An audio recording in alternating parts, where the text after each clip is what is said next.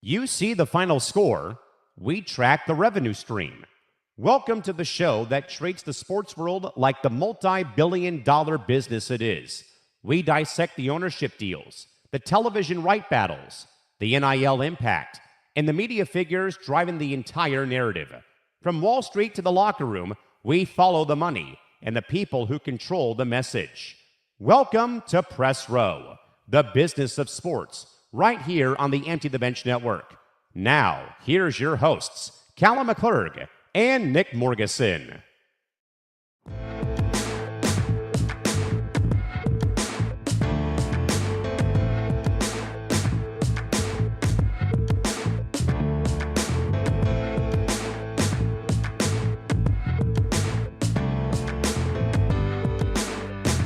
Hello, everybody. It is episode 27 of Press Row, your front row seat to the intersection of sports, business, media, and culture, live and in full for the next 3 hours right here on the Empty the Bench Network.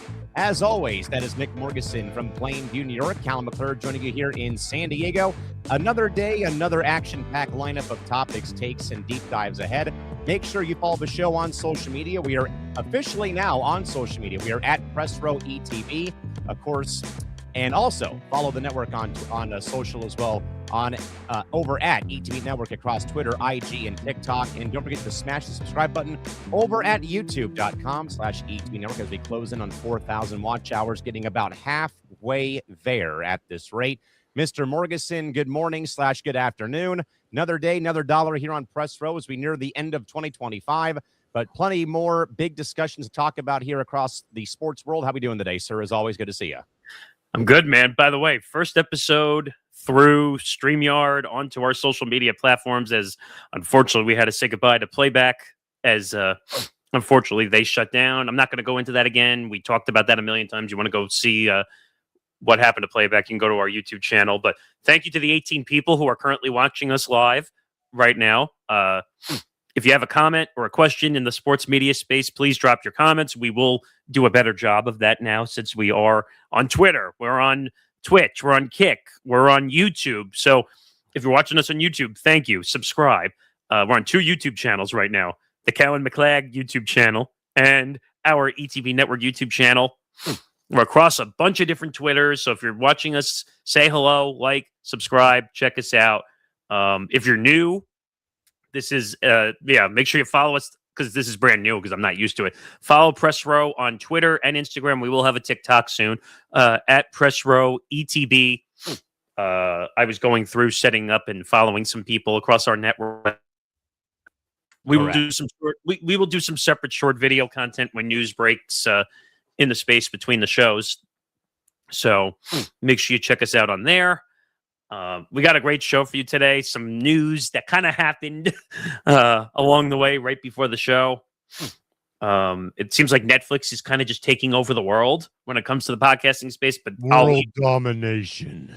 So I'll leave the teaser at that. But I'll throw a question out there. What are your thoughts on the Netflix situation with all the podcasts? Drop your comments, and we will read as many comments as we possibly can get to.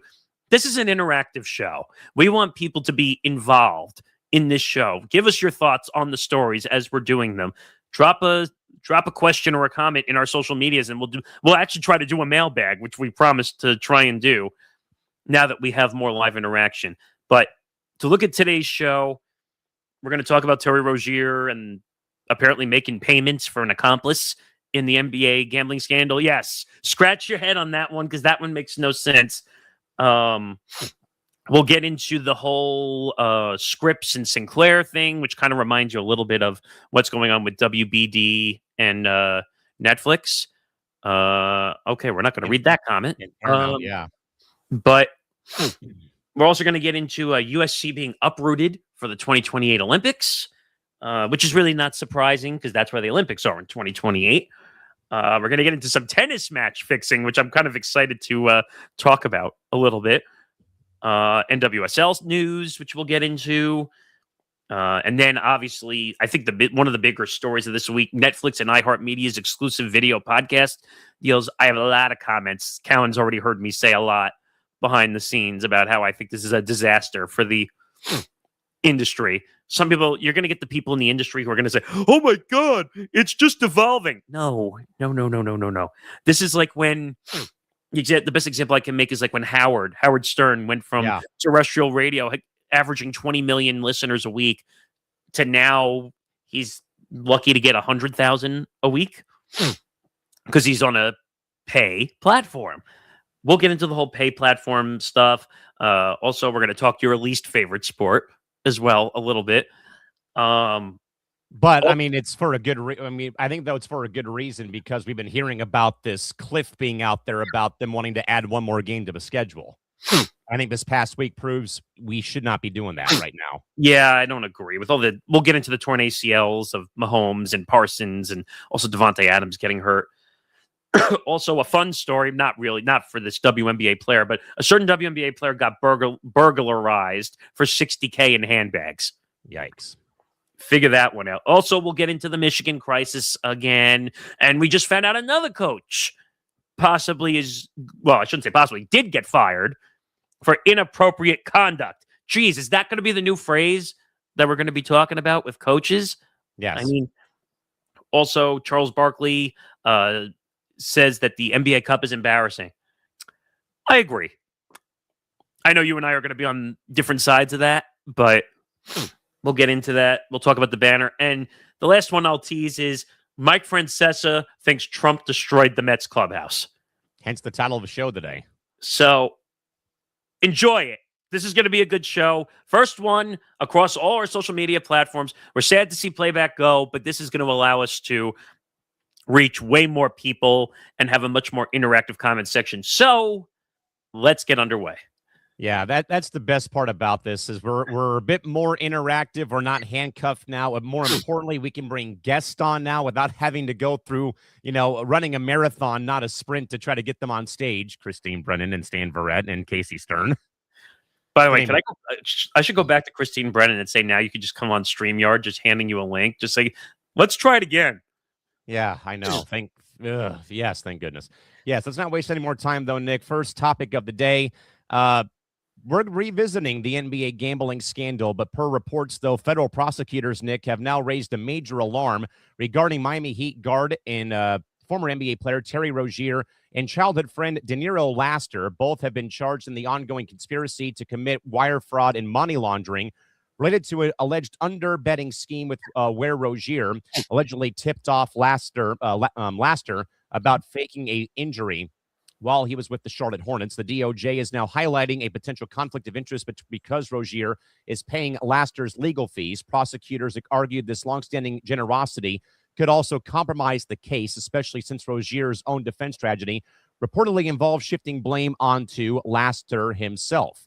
Nick, if the DOJ, though, does successfully argue that Rozier paying for his co-defendant's lawyer is an ethical breach intended to control the narrative, does this now set a new, dangerous legal precedent for how professional athletes can now support their inner circles during a criminal investigation like this one, Nick, that, again, we have been kind of following and talking about for the last several months. When this broke, I remember that it broke in the middle of our show. We listened to FBI Director Kash Patel give the early morning press conference, and then literally all we did was just follow that story for the entire 3-hour block. But now, this new angle, your thoughts? This is bad. Of course, my first thoughts were when I first saw this story come out. Yes, we could do that now. Unlike playback, we could play sound effects in here. Get used to it. But like the alarm bells went off in my head when I saw that Terry Rozier was making legal payments for an accomplice. First of all, how is that not a conflict of interest going on? So you're in the legal battle and he's in the legal battle and now he's paying the legal fees? How is that not a huge conflict of interest going on in this case? And what was the question? The DOJ successfully argues that Rozier paying for his co-defendant's lawyer is an ethical breach intended to control. Well, yeah, of course it is trying to control the narrative. They're trying to get out of the case. They're trying I didn't do it. I don't know what you're talking about. I just played in a poker game. No, you didn't. No. Look at the crime family that you were involving yourself in. The one answer I still will not get. You made $120 million. You made like close to, what was it, $33 million, I think, for Terry Rozier that he was supposed to make this season. Why are you placing petty bets to make $50,000 or $100,000? Explain that one to me, because I don't understand. Yeah, I like I said, though, Nick, and I think that everyone on our network who's talked about this story, you and me, DiMartino and Johnny, Zan, for example, that we all in a way have, I think, mutually agreed that this story is far from over. And, and that's where we're at. Now, we have a new report that came out before the show took the air today here on ETB, that now the Miami Heat are kind of asking the NBA, what do we do about this guy's contract? There was talk initially day one when this news broke, when we were live on the air here on PR, that they were going to be able to pay out his, what was it, like the leave, like the immediate, like the paid leave, that he was going to be able to make his money. Then within a day, the NBA said, no, hard stop. This is way worse than anything else, though. Then, of course, the Players Association filed the grievance on his behalf. So we have this new layer, though, about the Heat, in a way, handcuffed by what Rozier's done, though. And again, Nick, I don't know what the proper solution would be for that. But with this story, though, this might be the first time I can ever recall in 31 years. Now, again, I don't really follow the legal system that well, but I'm guessing it's pretty rare. I might be wrong, though, but I think it's rare, though, that we hear that this sort of thing is going on, where someone pays the legal fees of another person's attorney or lawyer. Now, I think it went to the point, though, hey, these guys have known each other since they were kids. They grew up together. They're close confidants. Where, again, that went to a point that I made during the show that we had when we were basically following the story wall to wall, that, and this might be a good tease, though, for Friday's audio podcast of Small Market Edition.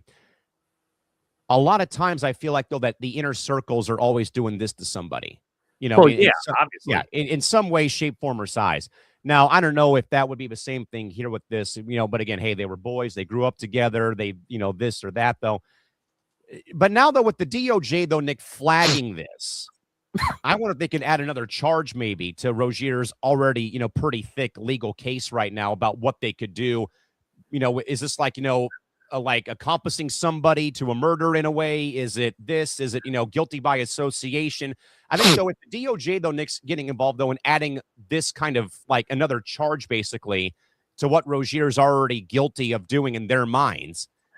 I think it just makes the story a bit like, it broadens the story more about what else is going to come out of this as we go on here.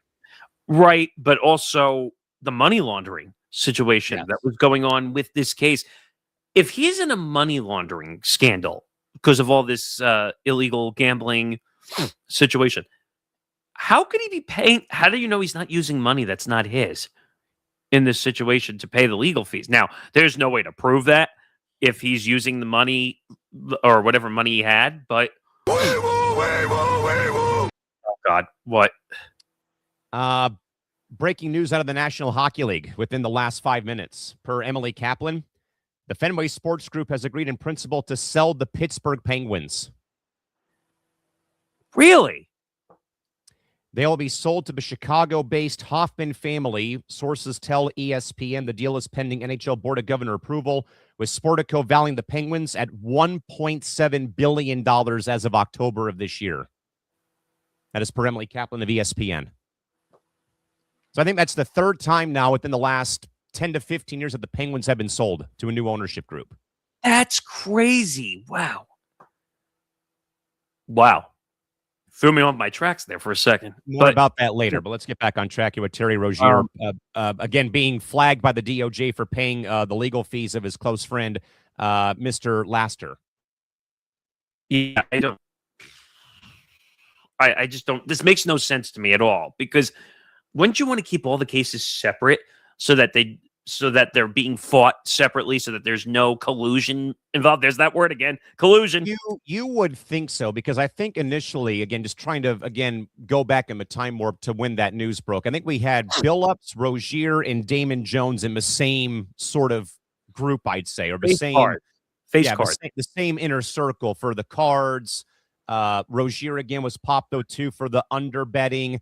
Damon Jones was giving the inside information from teams to bettors out there. So there's that group. Then I think we have other people, again, who were, we heard the very weird rumblings that people were basically being like escorted to these games, and there was very weird James Bond inspired glasses that they could The read. technology to see through the cards. Yeah, that so That they so can feel the many texture. layers to the story. Yeah, They can feel the texture of the cards. Like, I go back to this story because I think of World Series of Poker and gambling too. yeah.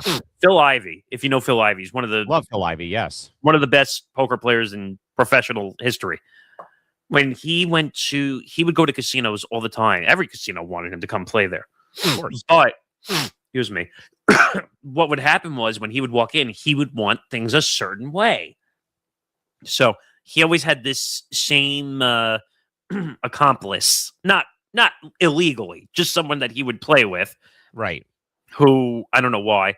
And then the cards, he wanted a certain type of deck of playing cards. Now, why would you request something like that? Yeah.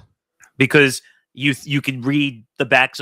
Believe it or not, you can actually tell if cards are cut a certain way, what cards you actually are looking at. I didn't know that was the case, but apparently you can, based on certain decks of playing cards. You can tell like certain cuts because like the 10 or the picture cards might be different than the numbered cards. So for the longest time, he was winning a lot of money. And because he was winning like millions of dollars, they said, we're not paying you because we don't believe what you're doing is. And he fought in legal court for Maybe he thought he was cheating because of what he would be doing. Now, they didn't have to accept the request. Correct. Of the playing cards and the setting. But of course, what do casinos want? They want attention from those guys coming in. Of course. And the same thing with this crime mafia family. They wanted the NBA players because they know that would attract business people or people with millions of dollars that they could steal money from in that regard. So, and I also think, Nick, that the weird wrinkle that we had was, I think we may have reported on this within a week or two of the actual announcement by Director Patel. The Lakers were the first team, I think, contacted by the NBA to cough up electronic data. I'm guessing emails, Damon Jones connected to LeBron James. Because Damian Jones was tied to the Lakers in some way, I think, during that COVID year in 2020. And also, he was with the Heat when LeBron was with the Heat. So it makes total sense that this was going on. What did they say? Up to 6 years ago? I think they said this was it's not longer. Yeah. They were the government was tracking it for up to 6 years, which, by the way, I still don't understand the fact you were tracking this for 6 years. You couldn't do anything sooner to stop this. Now, from what I read, that they needed to do like a bunch of intel to make sure they had enough evidence to go through, like to build a huge case. So you're going to let people get hurt in 6 years and you're not going to do anything as the government? Yeah. I'll never understand. But yes, this is unethical in every way, shape, or form that Terry Rozier is making legal payments for another accomplice inside this case. Yeah, this story is screwy. It's only going to, I think, continue to probably get worse, as I've been kind of saying, though, that, I think there's going to be bailed out, though. Yeah, that is true. Yeah, that did happen. But yeah, I think there's going to be a lot more that comes out, though. Whenever that they're able to actually tell the public what has, what has gone on over the past couple. This is not over by any means. Like I think you might hear more names come out. That's what you and I are both of the belief of, because obviously, we knew that they had used LeBron and Steph Curry as like decoy names or like code names for certain things. Yeah. I think that there were a couple of people tied to LeBron who I think were asked to like testify. And their phones over. Turn their phones over, and that something might happen there with that might be collateral damage. Who knows? But certainly, though, Nick, the NBA is not out of the weeds with this story whatsoever as time has gone on here.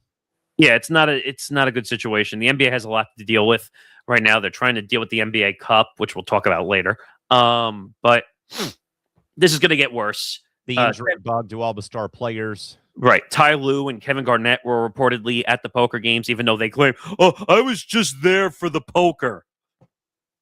You really sure about that? You think I'm going to believe anything that's coming out of the NBA? And think about, and the one last thought I'll say about this is, what happens now every time we watch any professional sporting event anymore? When it's closed. Red flag. We automatically assume that games are fixed now because, and I'm not saying every game is fixed. Let me be very clear about that. But we assume like when a controversial play happens in a game, we have to say, oh, well, was it fixed because of the whole NBA situation going on with the gambling? I'm not saying that in a perfect world that everything is fixed, but with all the gambling sponsorships and all the money being spent, heck, look what just happened. What's going to happen to Infinity Sports Network being turned into BetMGM Network? We're creating more gambling networks than we've ever needed in this lifetime. So you're going to see more fixed games. We created a monster. Plain and simple. Yeah. Nick, we'll move on now here back to the media side of things. So another ongoing merger has been rejected as the EW Scripps company has officially and voted unanimously to reject a $2.9 billion acquisition bid from Sinclair Inc. Scripps even went as far as creating a poison pill shareholder rights plan to thwart Sinclair's attempt to gain more scale. This leaves the future of local sports broadcasting in a state of high anxiety as Scripps currently holds the rights for both the NHL's Florida Panthers and Vegas Golden Knights, plus the WNBA and the NWSL. Sinclair argued that the merger was necessary for survival in a dying linear television market, but Scripps is betting on its independent future.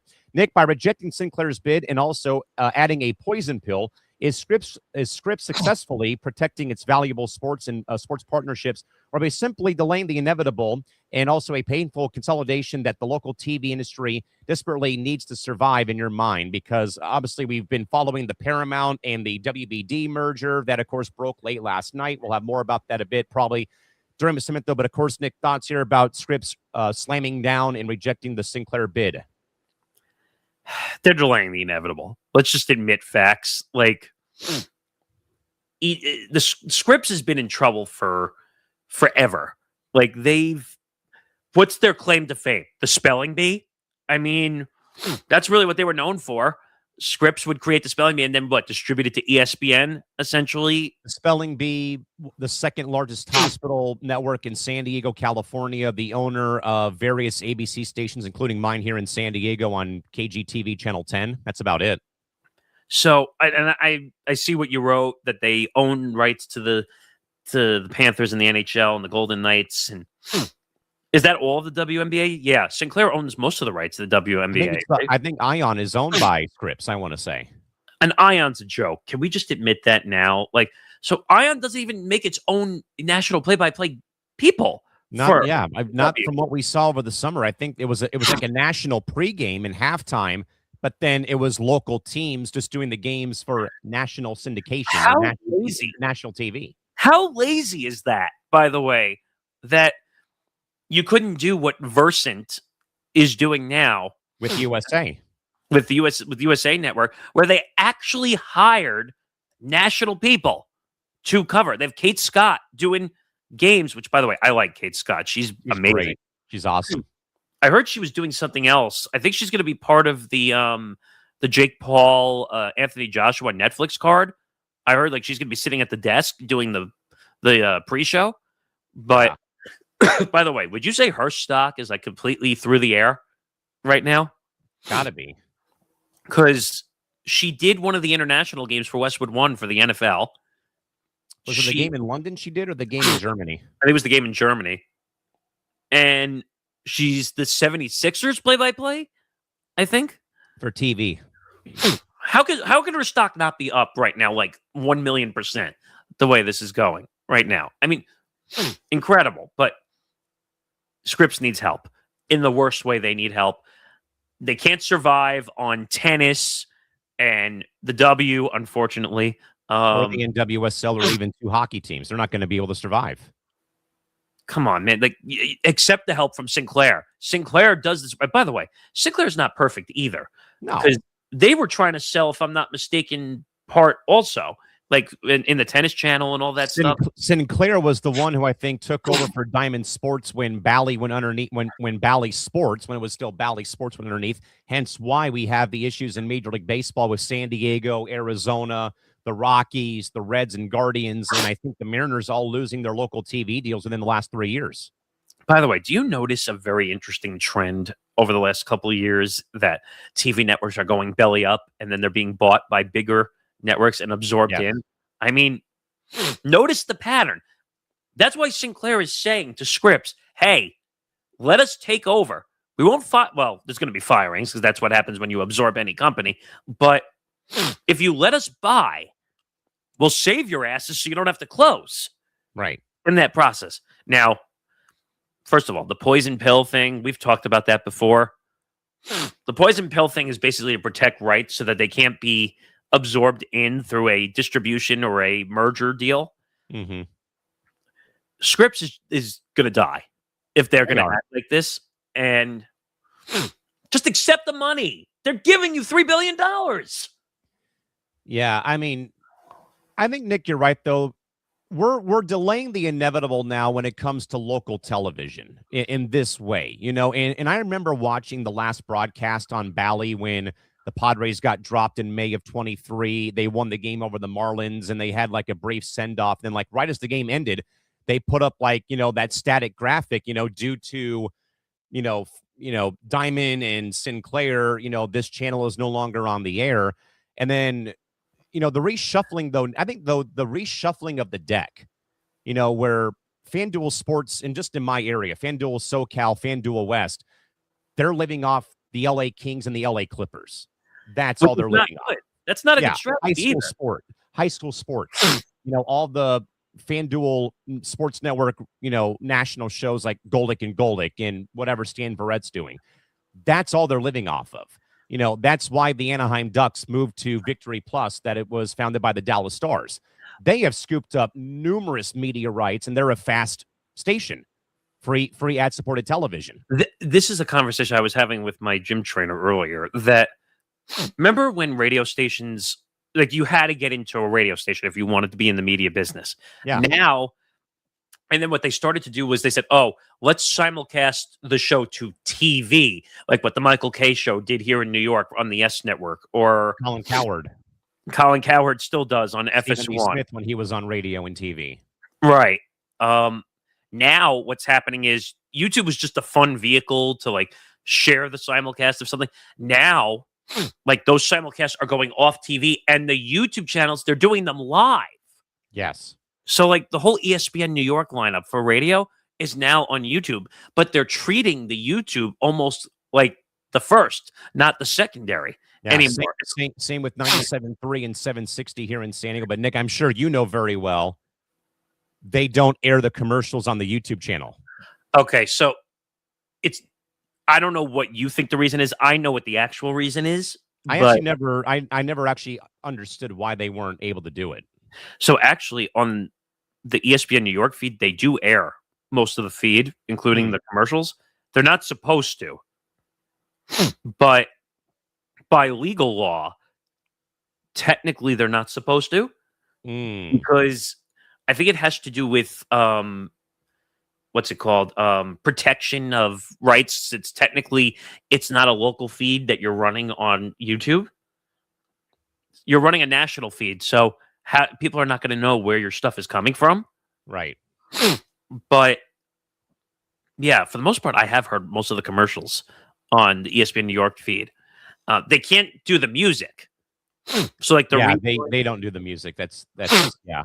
So like a lot of times what you'll see happen is the last commercial will play, and then you'll hear a like 7 to 10 second silence when they go to rejoin back into the show.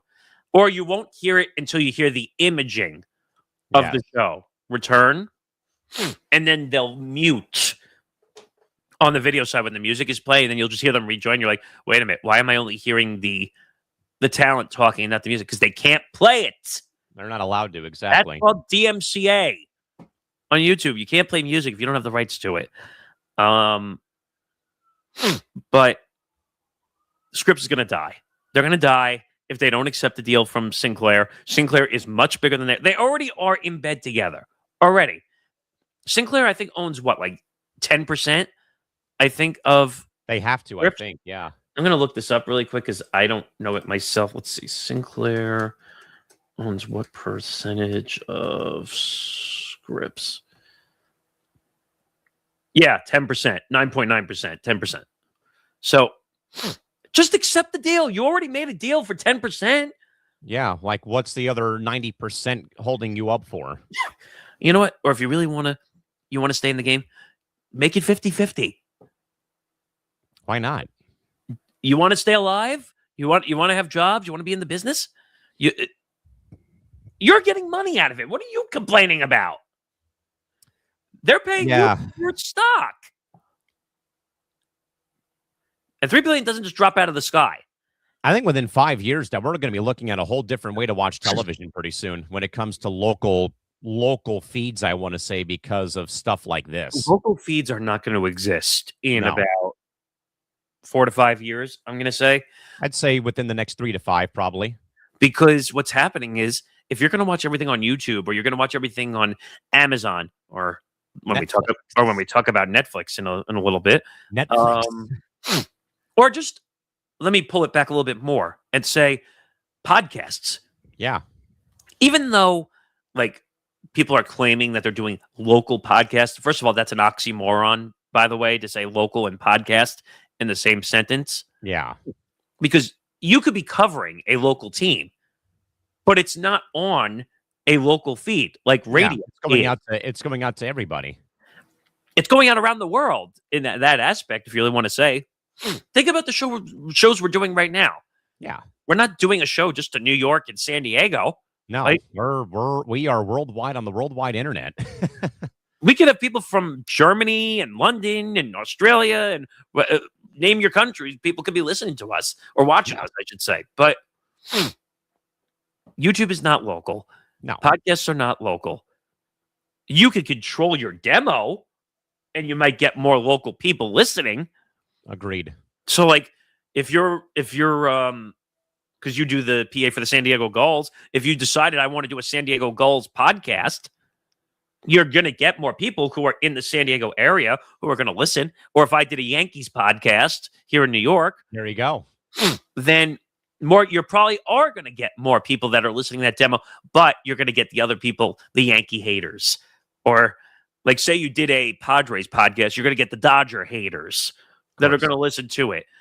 So we need to stop the inevitable. That's a saying I love to say all the time. Like, look, you're delaying the inevitable. Stop. Just let it go. Let Sinclair take over. For the most part, they're paying you, but you're going to run the business, so to speak. That's how most mergers work. Yeah. Mergers are more for tax purposes than they are for like hostile takeovers. And we'll talk about what almost was a hostile takeover in a little bit. But just stop. You're delaying the inevitable. Just stop it already. I don't get it. We'll see where that goes. But of course, Nick, before we move on here, quick timeout. We got some exciting stuff coming down the pipeline. We've been very much busy bees in the hive with one of these products. But of course, we're going to another week of Small Market Edition. Goodness gracious. Yeah, don't miss a single beat of the network. This Friday, December 19th at 10 a.m. Pacific Time, 1 p.m. Eastern Time, a brand new ETB Small Market Edition drops. Episode 4 takes a deep look into the tragic rise and fall of former #1 overall MLB pick Matt Bush. Also, mark your calendars. Benchmarks, our brand new investigative sports podcast, debuts on January 4th on all podcast apps. Follow at ETB Network for more information. So, Benchmarks is going to be a great project. Small Market Edition, you already know, is out, so you can check that out. But if you like E60 and you like 30 for 30 on the ESPN side, and we even found great music to match what those shows were about. Thank you, YouTube music. Yeah, legally, like I've been saying. So we can actually air our stuff on YouTube. Great show. We already have how many episodes of that done already now? 8 of them. So we're ahead of the curve. January 4th, Sunday, January 4th, and Sundays going forward. Watch your podcast feeds. It will drop midnight Eastern Time every Sunday. So you can get your podcast very early on that morning. It'll be more especially if you're out here. It drops at 9 o'clock in the evening. So check it out. Ironically, I did one on the NBA in China and all that when the whole Daryl Morey thing started. The first one will be on Magic Johnson, yes, and the HIV, which was changed the NBA forever in a lot of ways. Yeah, it changed the world forever, though, too, with how people viewed HIV and AIDS at that time in the 90s. And then we do some historical stuff, too, like the summer of 94, the MLB strike. I almost said lockout. What was the other ones? Tom. Well, Tom did that one. Tom Lovano, who's now back with us at the network here. What did he also do? He did Bountygate.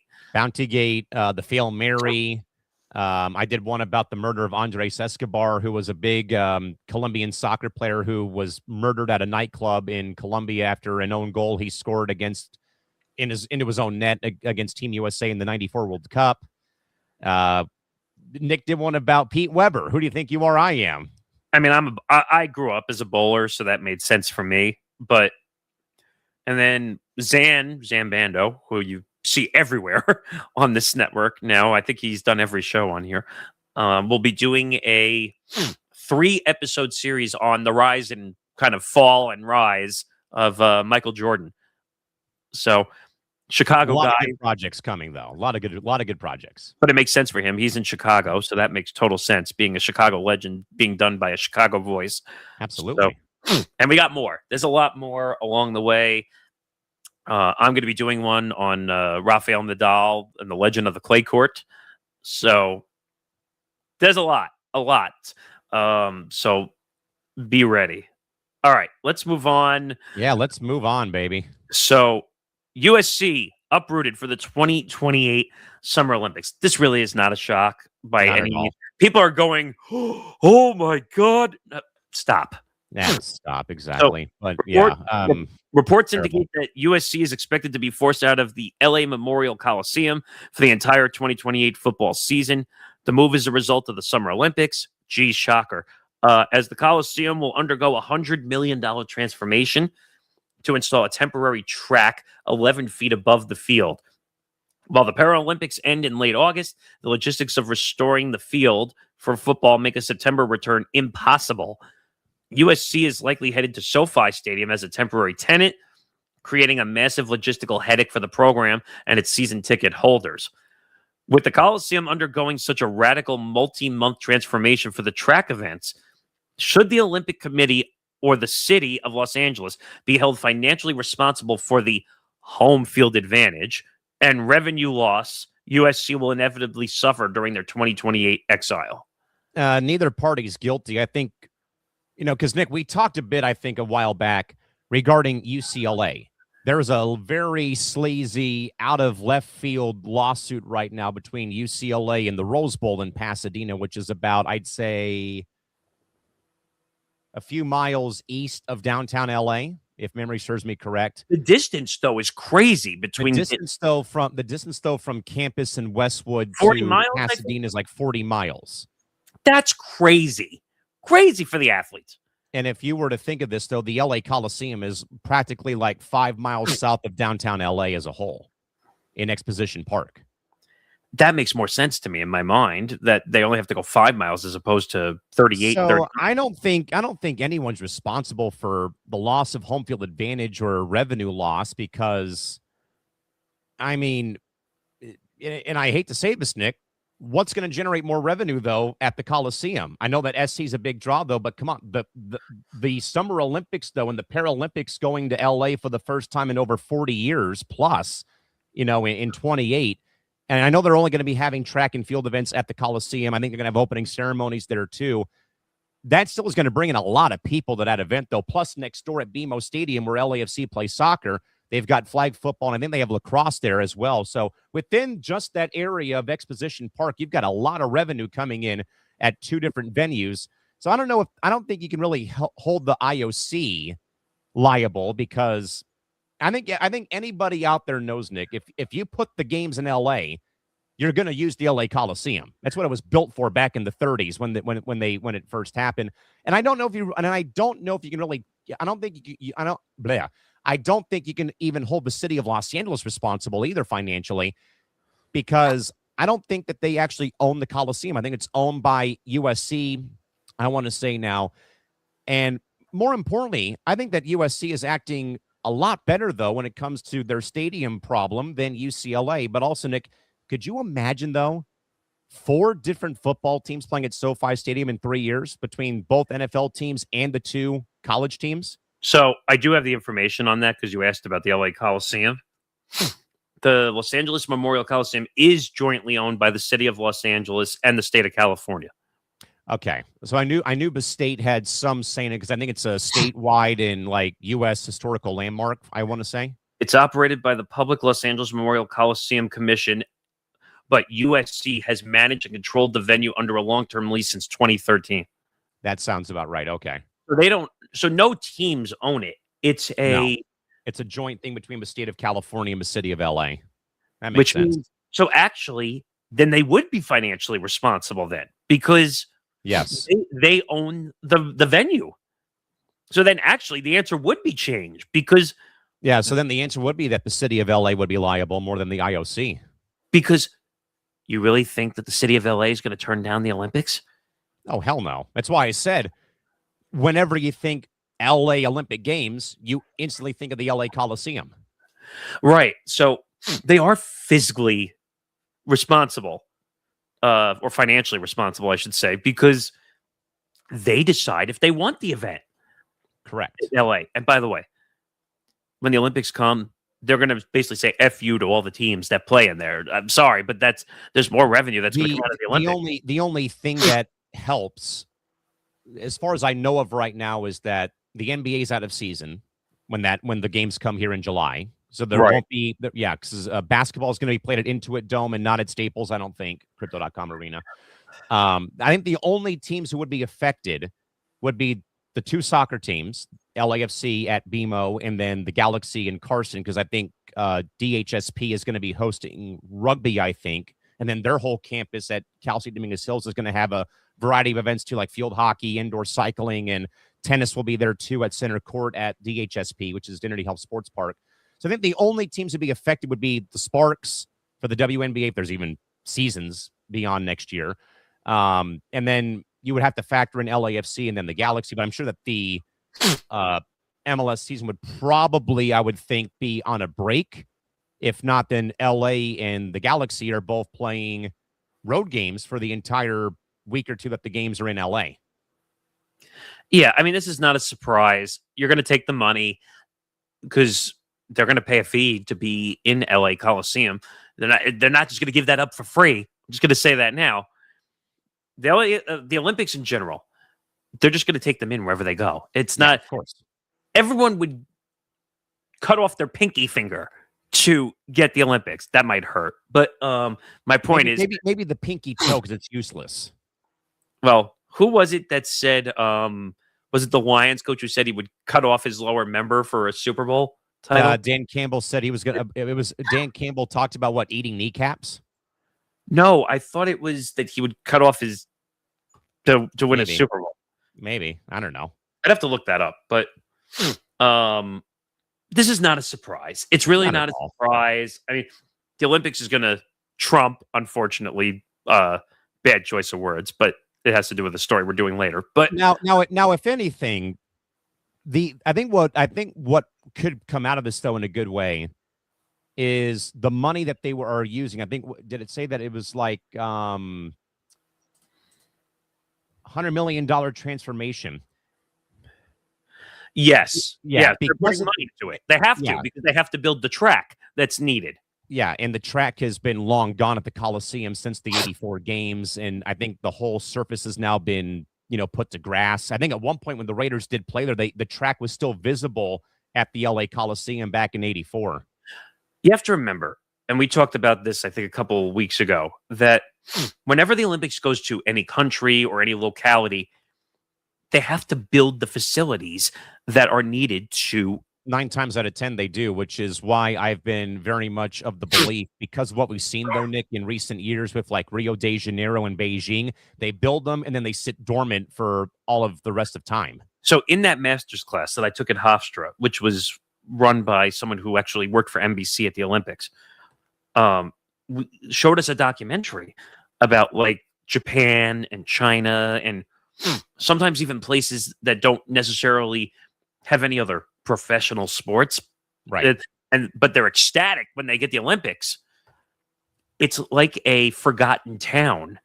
Yeah, after the village becomes like a lost town on the map. Yeah, and it was fascinating. Well, I don't remember the name of the documentary, but it looks like a forgotten town. It's like a huge town because of all the different facilities. And the countries have come out and said, like, we can't do anything with it. Yeah. Like, what do you mean you can't do anything with it? They're giant freaking facilities. You're telling me you can't, like, house people there? Maybe they're homeless people, house them there, or maybe turn it into a YMCA, like a version which I think Japan's done a good job of, Nick. I think with certain former Japanese pro baseball stadiums that all have domes because of the weather and stuff back there, that they have converted those to like mini towns basically within the ballpark confines. They should. That way people are not homeless. They have a place to live, or maybe they could go and play sports, or kids have a place to go. But the Olympics are a big thing.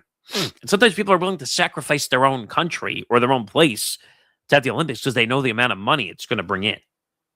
Yeah.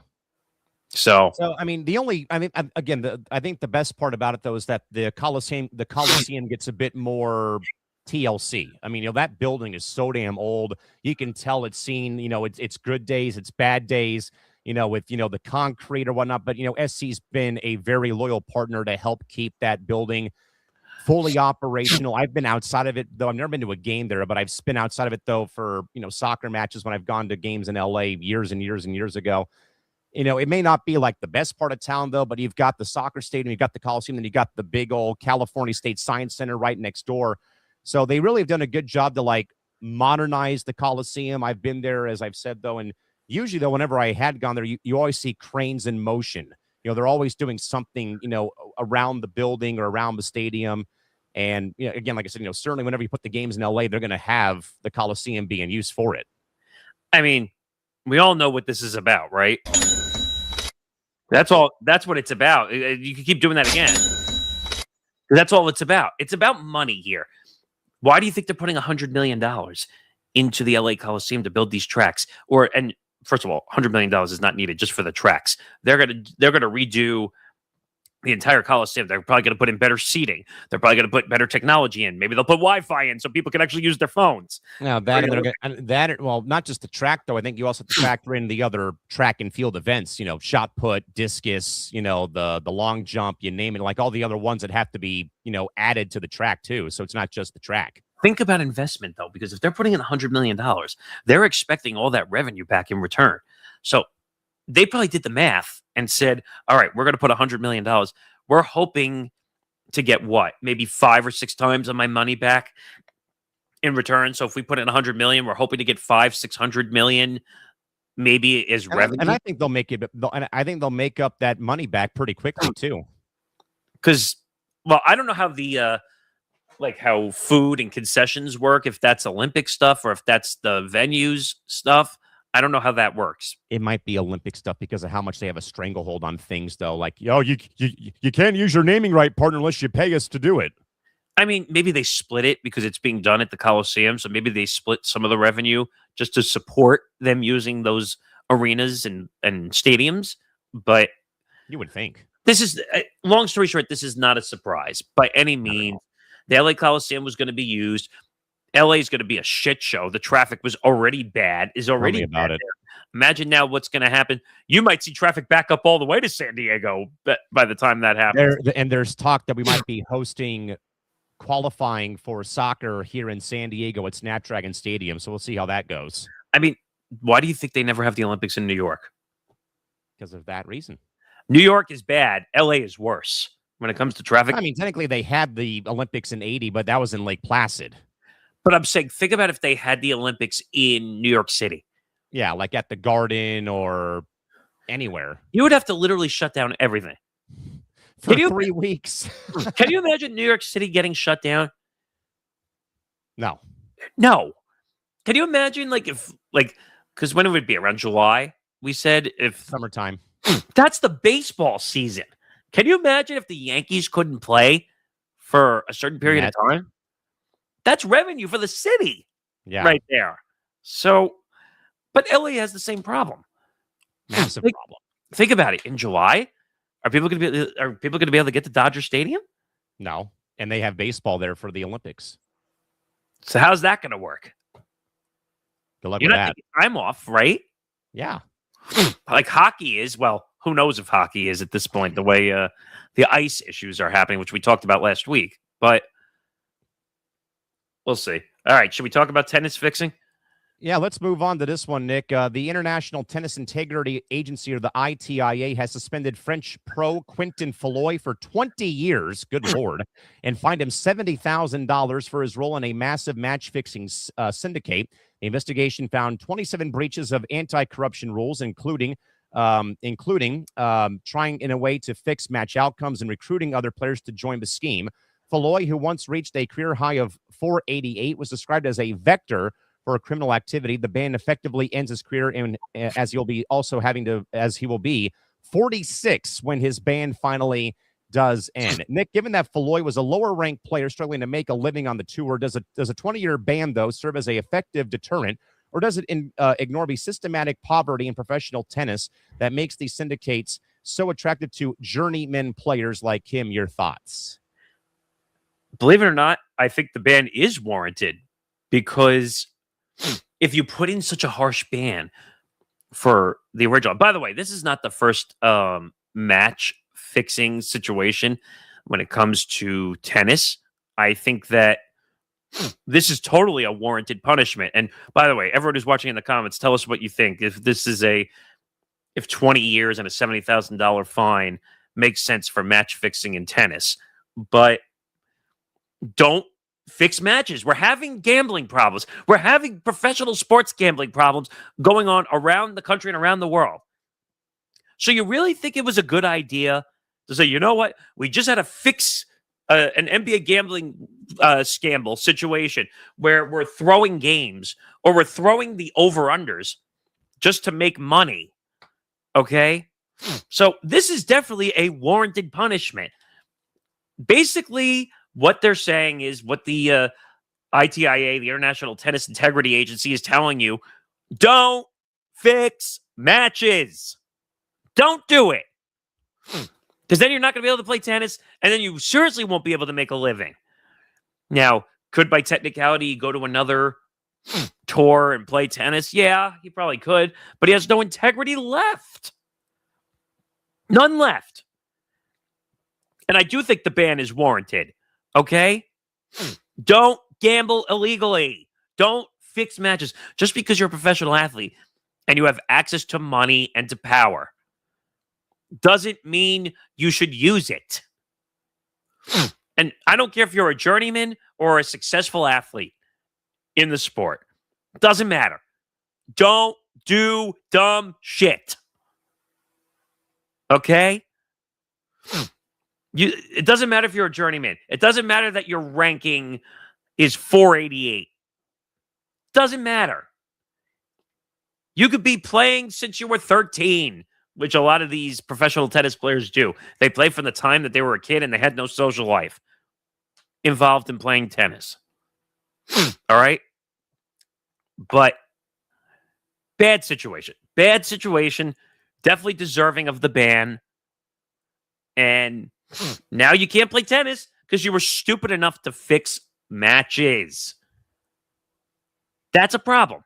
It is a problem. You know, I don't care if you're a journeyman, if you're number one in the world, or you're number 455 as he was, whatever the number was. 488. And even then, like, is it really worth the risk of, you know, Nick, there's a saying a lot, though, I hear in any industry, especially in professional sports, and for that matter, just life in general. The goal is to get there and then to stay there. Yes. Why would you want to run the risk of doing all that work to get on the tour, to get into professional sports, to get ranked? You get there and then you do something like this. And I think that the ban is warranted, Nick. And I think more importantly, it's warranted because I don't think that other sports want to have an NBA scandal breakout like we've seen. Right. As I was starting to say, like, you need to take a 2020 vision look at what just happened in the NBA with the gambling scandal. Okay. Yes. And say, look, Terry Rozier, who was making $30+ million a year, was gambling on over-unders to make $100,000, $50,000 to $100,000, which makes no sense in the scheme of things when it comes to making money. You know, as a professional athlete, that you have access to money and you have access to power and you have the ability to do things that most average human beings like you and I don't have access to. Correct. Okay. So Tennis players are just like, I'm not going to say they have the same power as an NBA player, an MLB player, an NFL player, No. any player, but you're still a professional athlete. You're still a pro athlete, though you may not be in the limelight always, 24/7 on the highlight shows, but you're still a pro athlete, whether you know that or not. You still get PED tested. You still get checked for allegations. Think about some of these big time professional tennis players. Okay. Did Roger Federer ever have a scandal like that? Never. Did Rafael Nadal ever have a scandal like that? No. They've done things in the public spotlight, but not things that were illegal. Like, I'm trying to think who else. We've seen some PED violations, like Maria Sharapova, who. Oh, yeah. And that one kind of like followed her for her whole career. Well, she was an idiot because she claims that, or like Yannick Sinner. Oh, yeah. Which we talked about on this show, where he claimed, it was the trainer using whatever, and then it got on his back and blah, blah, blah. By the way, that's your fault. I don't want to hear, the trainer. It's always someone else's fault, isn't it? Match fixing, you can't blame on anybody else. You chose to fix the matches. And by the way, the person on the other side of the net is responsible too. Everyone is. Because match fixing only happens when there's consent for the most part on both sides. Unless you're throwing a game or a match, then it's on you. I mean, Pete Rose you could say, was the original fixer of games, in a sense, right? Or could you go all the way back to the Black Sox in 1919? Oh, yeah, it's true. But I'm just saying, like, everyone thinks Pete Rose. Like, instantly you think of Pete Rose, yeah. So this 20 years suspension, I'm totally okay with it because this will warrant people not to do it. I think it's justice served on a silver platter. I mean, it's almost like a sentence. In the old SpongeBob line, if you can't do the time, don't do the crime. This fits that mold. And I think, Nick, a lot of sports fans see this today and they hear the story that we're talking about. And I'm sure a lot of them are probably sitting around today near lunchtime on the West Coast saying, it'd be nice if other sports could follow what tennis just did, when regardless, if this hat comes out, it's a 20-year ban or a lifetime ban from the sport, and with no further chances given, as we have long talked about. And by the way, you're 26 years old. Why are you throwing matches and doing illegal fixing at 26 years old? Like, come on, dude. Like, did you really not think you weren't going to get caught? And what does that say about your inner circle? Remember, tennis players have more entourages than any sport I've ever heard. So who the fuck is in your circle telling you that, I should go fix a match? I mean, in a way, it feels like this goes back to my point from earlier in the show in hour one, at the start of hour one, when we took the air today about, Terry Rozier allegedly paying the attorney and lawyer fees of De Niro Laster. Again, inner circle, chirp, chirp, chirp, chirp, chirp, chirp, chirp, chirp, chirp, chirp, chirp, chirp, chirp. You know what I mean? Yeah, but this is different because you decide to throw matches and you're basically putting a black eye on the sport. Remember, the NBA is a team sport, okay? Tennis is an individual sport. From your perspective, is there perhaps more scrutiny maybe when it's a individual sport like tennis and golf or NASCAR? Not even a question. You are more involved in the operations as a tennis player, a golfer, a boxer, a UFC fighter. Yeah. Look at the UFC. I was going to say, yeah, like UFC, boxing, Benchmarks episode coming out later next year. Did Sonny Liston take a bribe to throw the second fight with Muhammad Ali, as well as I'll talk about there? There's one instance right there too. So that's my point. In a single athlete-driven sport, you are more responsible for your actions. Not saying you're not responsible in a team sport. You're still responsible for yourself. Of course. But in a team sport, you can get away with more shit than you can as a single athlete because you're responsible for yourself, not everybody else around you. Maria Sharapova went down on her own because she decided to use steroids. And she never recovered from it. Now, well, she did play, but she was the most hated athlete on the women's tour, if you remember. Yeah, she was basically probably the biggest female tennis villain that we've had in quite a long time. You can't deny that her business and her brand were some of the biggest to ever live, still to this day. True. But she was the most hated woman in the locker room and at all the majors and playing in individual tennis matches in that regard. That too. I forgot who the woman was, but she had it out with someone, and then she tried to basically blast her with a shot, like during a tennis match, because unwritten rules, which is another thing I hate, by the way. But both, but warranted punishment. I don't think $70,000 is enough, in my opinion, because you're fixing matches. How much do you think he was fixing for behind the scenes is a whole nother issue, too. Yeah, who knows about that? Nick, as we start hour 2, let's get to the National Women's Soccer League. We talked a bit about this last week. Then the news came out later that night. But the NWSL's Board of Governors has now approved a revolutionary high-impact player, or HIP mechanism, or the HIP mechanism, which allows teams to spend up to $1 million over the league salary cap on a specific star player or players, while only counting a fraction of that against the actual cap. This is aiming right now to try to keep U.S. women's national team and global stars like both Trinity Rodman and Sophia Smith inside the NWSL confines. It still requires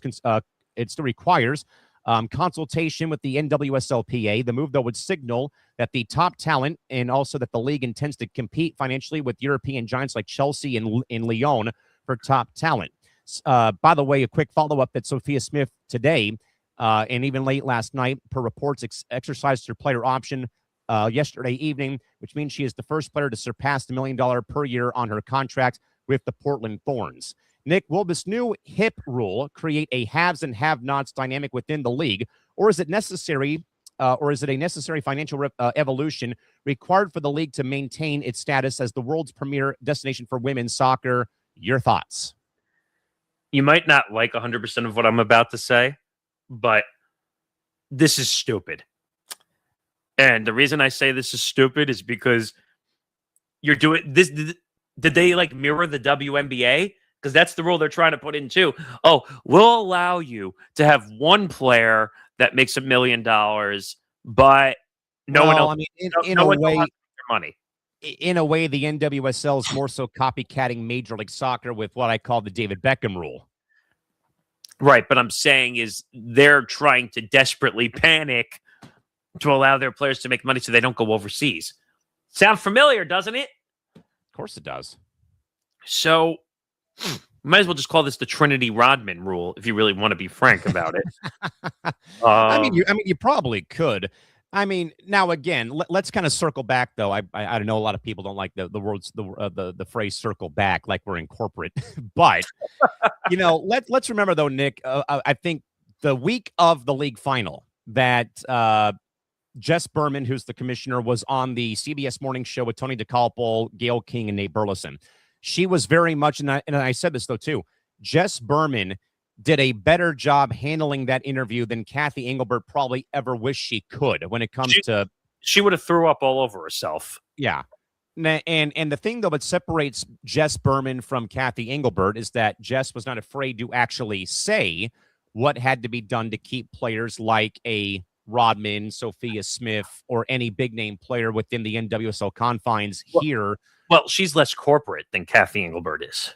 Yeah. And then not sadly, but then within a week of the final ending, we had the first rumblings that Trinity Rodman was going to at least hear an offer from Chelsea, Lyon, or some very big European women's soccer franchise.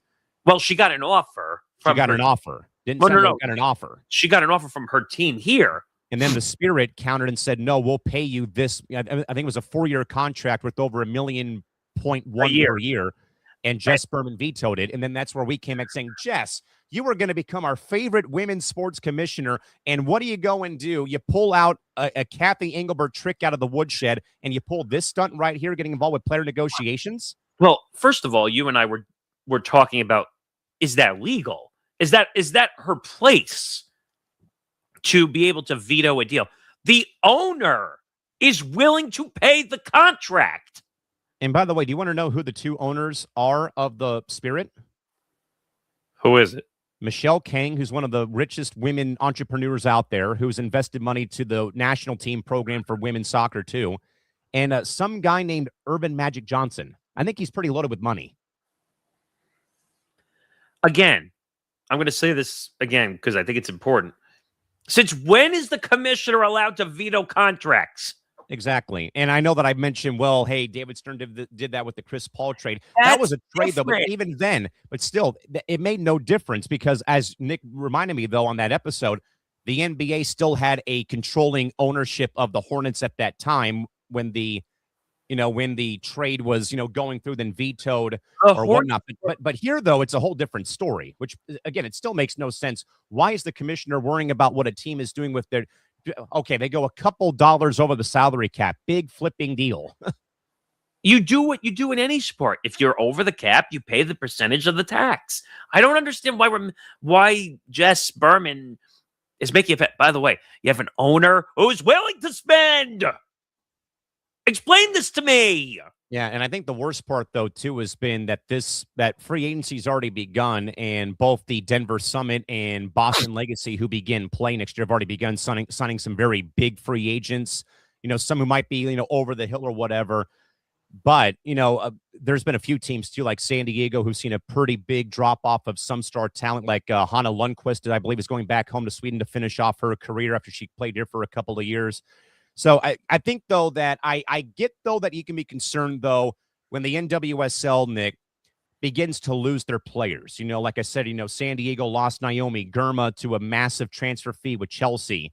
If Rodman or Smith would have left, that would have been a massive ripple effect, though, I think, where I think, though, here that I get what they're trying to do to keep star players who play for the women's national team domestically, where they're not going over to play in, down in Mexico or in Europe, though. But also, again, commissioner's office, learn your place, learn your role, and don't be stepping foot when it comes to player movement.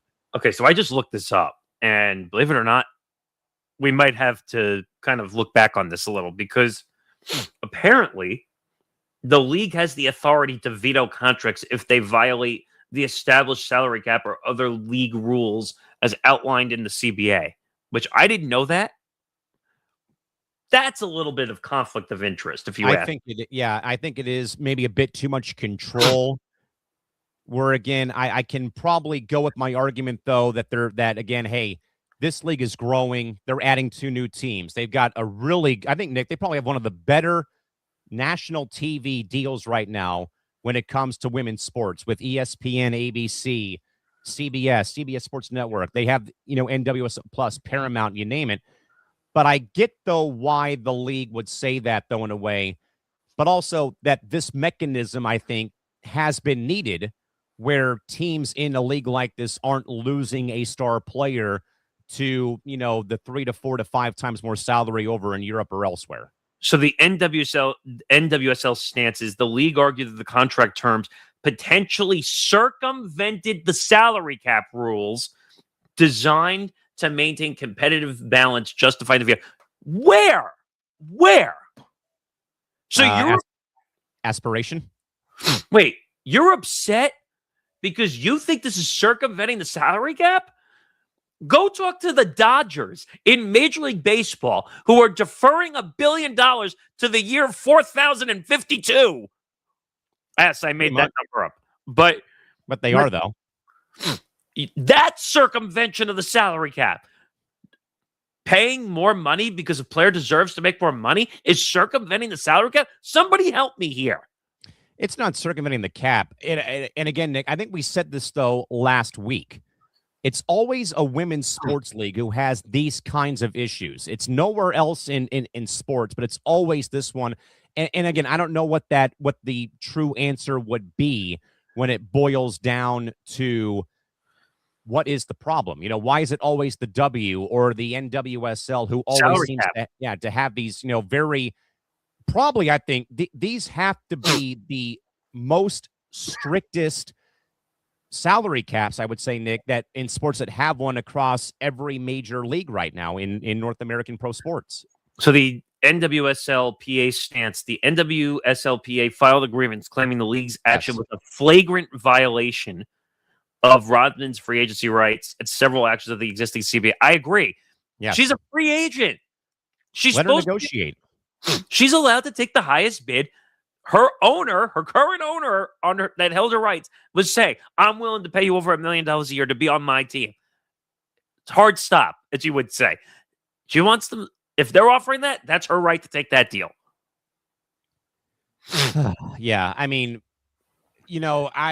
this is going to, it's not confusing. It's just more of like another league trying their best to fit into the sports ecosystem is just in a way shooting themselves in the foot.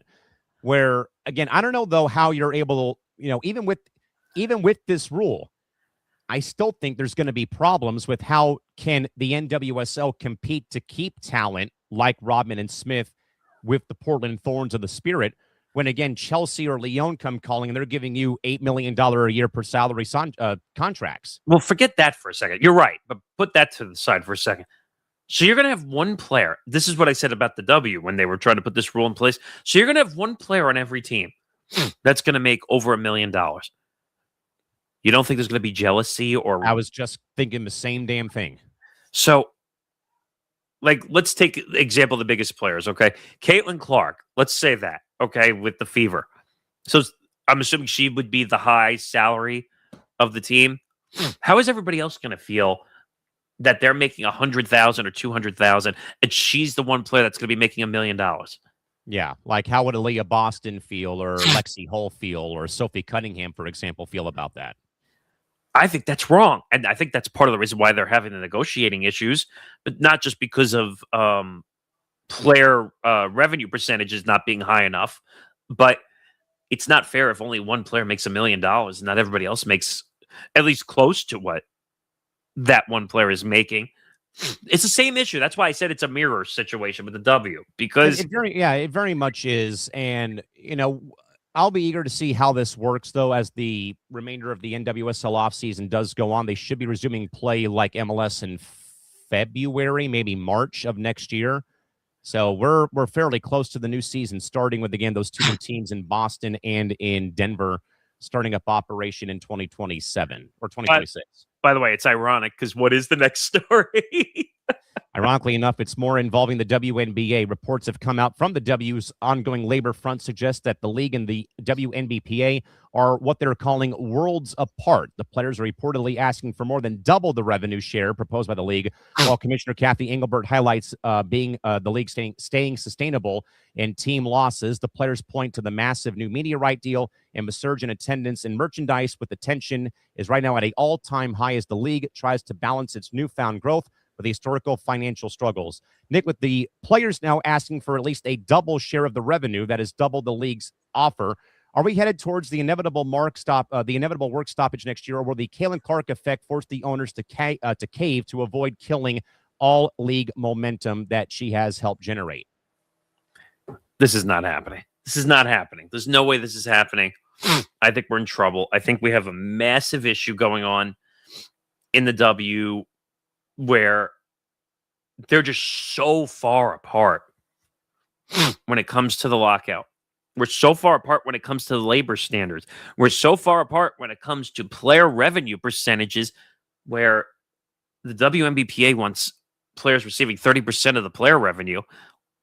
And I don't want, again, because I know these numbers are going to, oh, well, they're not making any money. They're $50 million in the red. First of all, nobody knows what the finances are of the W at all.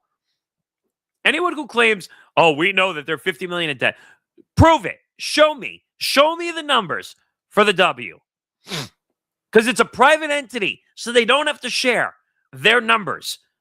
Show me that you have the numbers. Anyone who's watching right now, show me the numbers that prove that the W is $50 million in debt. You can't prove it. That's why. Okay? You have nothing to show. Show me a paper trail. Show me the paper trail involved. Right? We have no idea. Yeah, you would think. And I think, Nick, last week we said that, because we were wondering aloud, though, what percentage, though, should the Players Association go to the league when it comes to what the slice of the pie was? And we said, they're making 9% of the revenue. 9%. We've already, in a way, compared it, though, to other leagues around professional sports with what the share is for the players, though. and I think we both agreed, though, you got to be within 20 to 30% of the revenue when it comes to basketball. And I think that they finally have it right, though. But more importantly, can both sides negotiate in good faith? And I think it's highly unlikely that they're going to meet that deadline in a couple of weeks here once the New Year does roll around. They're probably going to need arbitration, probably at this point. They're going to need legal to step in because they're going to have to. Now, that's not going to be a good look for either side if legal has absolutely not. But it's tough to say anymore, though, that it's just the Caitlin Clark effect, even though I know what you're stating by that statement.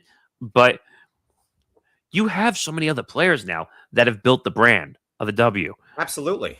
And I think not just that, though, but like teams have helped build it, like Indiana and Vegas and New York, obviously winning, the title a couple years ago, and then obviously you have your legacy clubs like LA and Phoenix and, those, the original clubs of 97 when the league first began operation. But yeah, I get like the whole thing with Caitlin, though, but like there's other people here too, though, that have, really helped the league finally get where it's at, believe it or not. Right. And look at Asia Wilson. Look where that's come through. And it's a much different sport now, branding wise, but the WNBA has become, look at all the deals they made. And I found it funny, like when we were going over like who could be the possible replacement for Kathy Engelbert. And one name that popped up was Swin Cash. One was Swin Cash, but everyone was saying, "Oh, well, from a business perspective, Kathy Engelbert is a good commissioner. From a player's perspective, she's been a terrible commissioner." Yeah, I do agree slightly on both sides of that. That for business, she's been okay. The business side is one thing, but how you handle the player front office relationships. And again, we've talked about Nafisa. We'll talk about her later in the show once we get towards hour 3, I want to say. But again, there is definitely a standstill. And again, we got to January 9th when the lockout officially is supposed to hit for the W. Yeah, but you know what everyone's saying about Kathy Engelbert? Yes. That's what they're saying right now. She struck out on every front when it comes to the relationship with the players in every way, shape, or form. Nobody wants to deal with Kathy Engelbert because she believes there's no competition out there. Yeah, and I think that there's again, and I replay these two things though, Nick, almost every passing day whenever we're up late doing work for the network or whatever. But I think back to my first day being with you on ETB when we watched the WNBA draft in its entirety on ESPN and when playback was still a thing. And how Kathy Engelbert was asked. Like the first thing that we talked about was, do you as the commissioner of the WNBA see Unrivaled led by Nafisa Collier and Brianna Stewart as competition? She said no. Then Project B is launched. And then we've seen the influx of big name players who have signed up to go play in that new league in November of next year. $2 million. $2 million for Project B. I don't think people are turning that down. With ownership stake in the franchises too. Well, again, Unrivaled. Yeah. And she said, no, they're not competition either. So which is wild.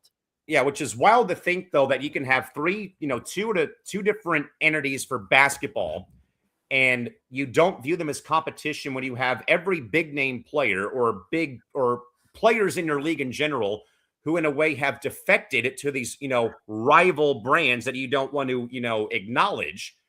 That is a problem. And like I think we said last week or the week prior, the problem though here, as I said last week, because I know that I got very much animated and kind of, frustrated by, the whole thing about Caitlin Clark and, about Caitlin not playing or picking a side right now when it comes to Unrivaled or when it comes to Project B, about, well, hey, let her just, take the time off and let her, enjoy her time away from playing the game and let her get healthy for next season if there's a season. That was the main part. But I just don't see, though, how any player would want to even have any kind of meeting with Kathy at this rate because of how she has, in a way, treated this league as, a rinky-dink run operation. Well, like I said, she doesn't see competition. There is no competition for the WNBA. It's my league and nobody else. It's my league and nobody else. Caitlin Clark, if she wants to make money, she has to do it with my league or else she's not going to do it. Really? Wasn't it true last week we talked about Caitlin Clark? 99% of her money comes from sponsorships. $16 million from sponsorship. 1% of her revenue Was her league salary. Everything else was from Gatorade, Nike, State Farm Insurance, all of her sponsors. What does that tell you? All but 1% of it was paid for by her salary. What does that tell you about the W as a whole? Right? Yeah, exactly. So I don't know if it's technically a $500 million standstill. That's what they're claiming. But I don't think it's that much money, though. But I could see why maybe they're putting a value on it, possibly, that there is a lot of money that they potentially could stand to lose, including a $200 million a year deal with Versant for USA. Yeah, which they signed kind of with like no real knowledge about is there going to be a season or not in 2026. They signed it after the finals delay situation started here. Yes. Now, to be honest, though, can't we technically, even though by legal termination it's not, can we just say that this is a lockout in a sense? Because we might as well, because again, they have been denying the inevitable, as we have said. Again, to use our own branding, they have been moving the goalposts further and further and further down the court to, again, much like Scripps and the story about Scripps and Sinclair. Yeah, they're essentially again denying the inevitable right now. So I don't think you're going to see a deal on January 9th. And then you're going to have to see us come on here for another 3-4 hours discussing this whole thing. But there's going to be more issues if there's no deal by January 9th. Because look at all the stuff that potentially is going to stop. You're not going to be able to have the expanded draft. Yeah, no expansion draft. You can't open up the free agency window for teams to negotiate with free agents. You really can't do a whole lot. And 80% of the league, by the way. Yeah, which is like a high 80-90% slice of the player pool is going to be out of, they're all free agents. They did that on purpose, by the way, knowing that a lockout was coming. And I think, Nick, we're kind of seeing not a full blown, but I think we're seeing a bit of that, though, bleed over, not to compare apples to oranges, though. I think we've seen that a little bit, though, with Major League Baseball, where we've seen kind of a influx in a way of 1-year deals. Maybe, okay, the Diaz deal was like, 3 years with the Dodgers. But I think a lot of players, though, are only going to do a 1-year contract because where is the future of the game going to be after the season concludes? Who the hell knows? Who knows if we're going to have a freaking season, for crying out loud? That's a problem in that regard, because all these deals you made, all the potential revenue you're going to make, what the players, if they're going to have their deals for the WNBA, I'm not expecting a season right now at all the way this is going. And by the way, nice job, W, for making the deadline 4 days into the unrivaled season. Yeah, we were sitting around that day wondering last week about, why would they do it on January 9th? Like, there's got to be something up, though. Then we went and checked, though. Tip-off is January 5th of the new season on TNT. So, good job, Kathy. Way to make enemies, knowing that you're 4 days into the unrivaled season. Like, way to go. Like, should we throw you a party? Or better yet, you know what? We should do this because this is, where's the sound? This is what we think of Kathy right now. Clown show, clown show, clown show, clown show. Like, couldn't agree more. I mean, you could say she's a clown show, and you could say this is what she's doing to the W right now.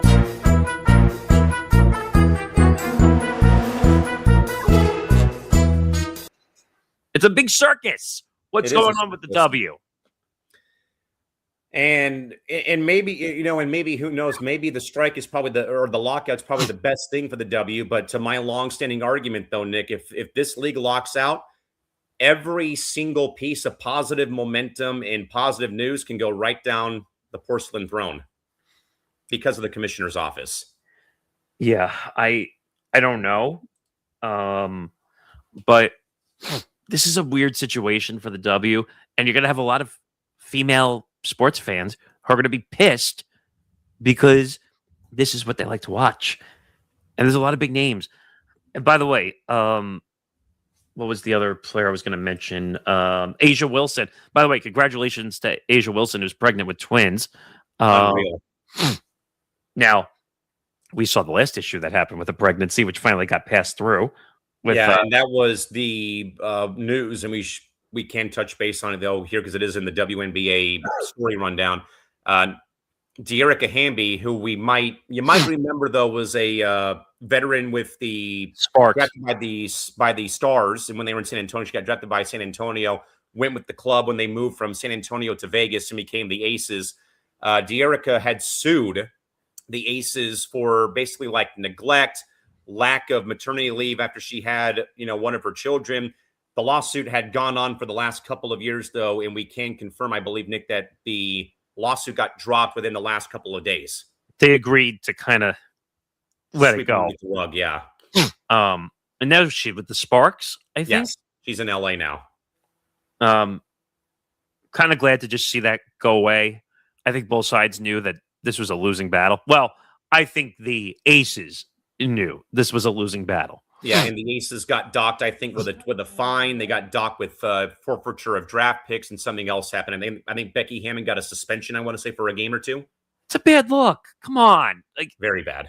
Well, this is not an issue you see in any men's sport. I'll just tell you that right now. Not at all. Of course not. It's a whole different can of worms when pregnancy is involved. And there will be a benchmarks episode actually talking about how female athletes have come back after their pregnancy, and it will also document De'Erica's legal battle against the ball club. I mean, you could say Serena Williams was in that battle. Serena, Candace Parker, Cheryl Swoops. It's a totally different animal, women's sports, than men's sports, because they have to recover right away and get right back into playing sports if they want to have a career. You know what I'm saying? But I don't know. The W's got a lot of issues they got to figure out, and they got to figure out what the hell they're going to do to fix this problem. So we'll go from there. The lounge is almost open. The ETB Lounge makes its grand debut on January 5th at 7 p.m. Pacific time, 10 p.m. Eastern time, followed by a second session on January 10th. At 7 p.m. Pacific time, 10 p.m. Eastern time. We're bringing you closer to the action than ever before. Also, don't forget to check out ETB Small Market Edition this Friday and follow Press Row at Press Row ETB on Twitter for all the show updates as well. So we got a lot coming in there. I think there was a little bit of a mix of social media in there between. We have a lot though coming out. Another episode of Small Market Edition drops on Friday morning out here on the West Coast. We got benchmarks debuting in January, and then for Sundays going forward, 8 episodes deep on that. And of course, the ETB Lounge opens up the day of Unrivaled's opening night. Hey, there you go. Right? I mean, too bad. A lot going on here. I mean, too bad. Like I said, we don't have playback. We were going to have games and kind of walk-in see-throughs and all that stuff. But you know what? You got to evolve with the times, including a certain story we're going to talk about right now, which is the evolution of podcasting. So Netflix is doubling down on live adjacent content by partnering with iHeartMedia for exclusive video rights to over 15 of the top podcasts starting in early 2026. Now, this is kind of crossing the waters a little bit between music shows and sports shows, but it makes sense going back to a story we talked about with The Ringer. Yes. Which is doing a deal with Netflix. But starting in early 2026, shows like The Breakfast Club and My Favorite Murder will have their video iterations stream only on Netflix, while the audio remains on traditional platforms. This deal moves Netflix into direct competition with YouTube and Spotify for watchable podcasting, further blurring the lines between streaming TV and digital creators. Just before showtime today, it was announced that Pardon My Take, Spittin' Chicklets, and The Ryan Russillo Show, all from Barstool, will also move to Netflix on the video side while the audio podcasts remain in place. By taking the video versions of top podcasts away from YouTube and putting them behind a Netflix paywall, is iHeartMedia risking their massive reach for the sake of a lucrative license fee? Or is this the future of prestige podcasting? I don't know, Nick. I still think that audio has a lot of say when it comes to podcasting. Like, I told you last night when I went to sleep, I put on the new episode of ETB Sports because it drops 3 hours earlier out here than it does, in your neck of the woods out here on the West Coast. And I, for one, enjoy a good, podcast to fall asleep to. And I know that you mentioned on the show about, or Zan mentioned that one of his friends who maybe, jogs every morning puts his show on Spotify or Apple when he's out for a jog.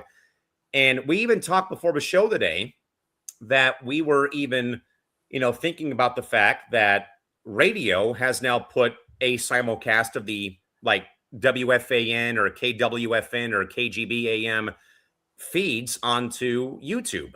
And we talked about, well, you can't have commercials on here, but you can have the show on here.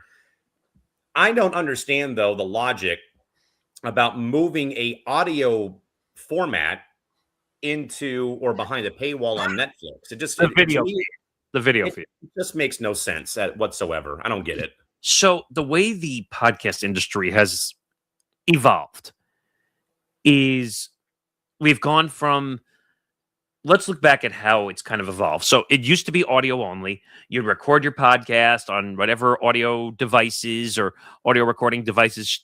Like now we're using StreamYard. StreamYard was not around back when podcasting started. You had to use some sort of audio device, whether it was Adobe Audition, I don't even know if that was really around back then.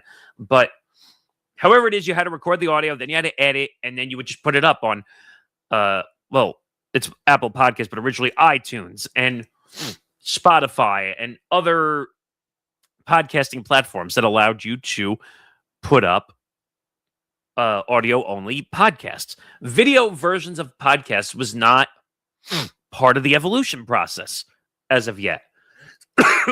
Excuse me. But then people would start putting out clips, or they would start videoing their shows behind the scenes so you could see behind the scenes of what podcasts were. Then it turned into, you know what? Let's include a video feed so people can see what we're doing. Or if we have a big interview, we want to get video clips of that so we can put it out on social media. Then it turned into, wow, people are really watching these video clips of these interviews or some funny moments that happened on the video side, but we weren't putting out the full podcast stuff. Right. Now it turned into, oh, we got to make video versions of the show, like what we're doing now. Even though, now these are live shows that are podcasts, so that's a little different. But what we're doing now, like on StreamYard, is we're taking the produced shows, having video versions and audio versions. Correct. It's no longer about the audio anymore. It's about how do we get it out to video? How can we slice it up into 6 clips every week and create the views? But we'll also say, hey, we're on audios if you want to continue to do that as well. My main thing is simple as this. Why would I want to pay out of my pocket for Netflix, for one thing, but then have to, if I'm a loyal podcast listener of any of these shows, Nick brought up to me beforehand, he asked, do you listen to Spitting Chicklets? I said, no, I don't, because I would rather listen to team-driven content for the Gulls or the Ducks in the NHL, for example. But if I'm a listener to that, why would I deviate or pivot from the audio podcast? Because I want to see what they have in their bedroom or their studio or their office, like whatever their background is. Like, why would I want to go behind the paywall, pay to watch the podcast when I could just get the audio delivered to my phone or my computer or to Spotify or Apple Podcasts? I don't quite get the logic with it. And, but again, though, Nick, we have kind of talked about, though, how Netflix is kind of in a way snatching things left and right, though, from certain outlets and whatnot too.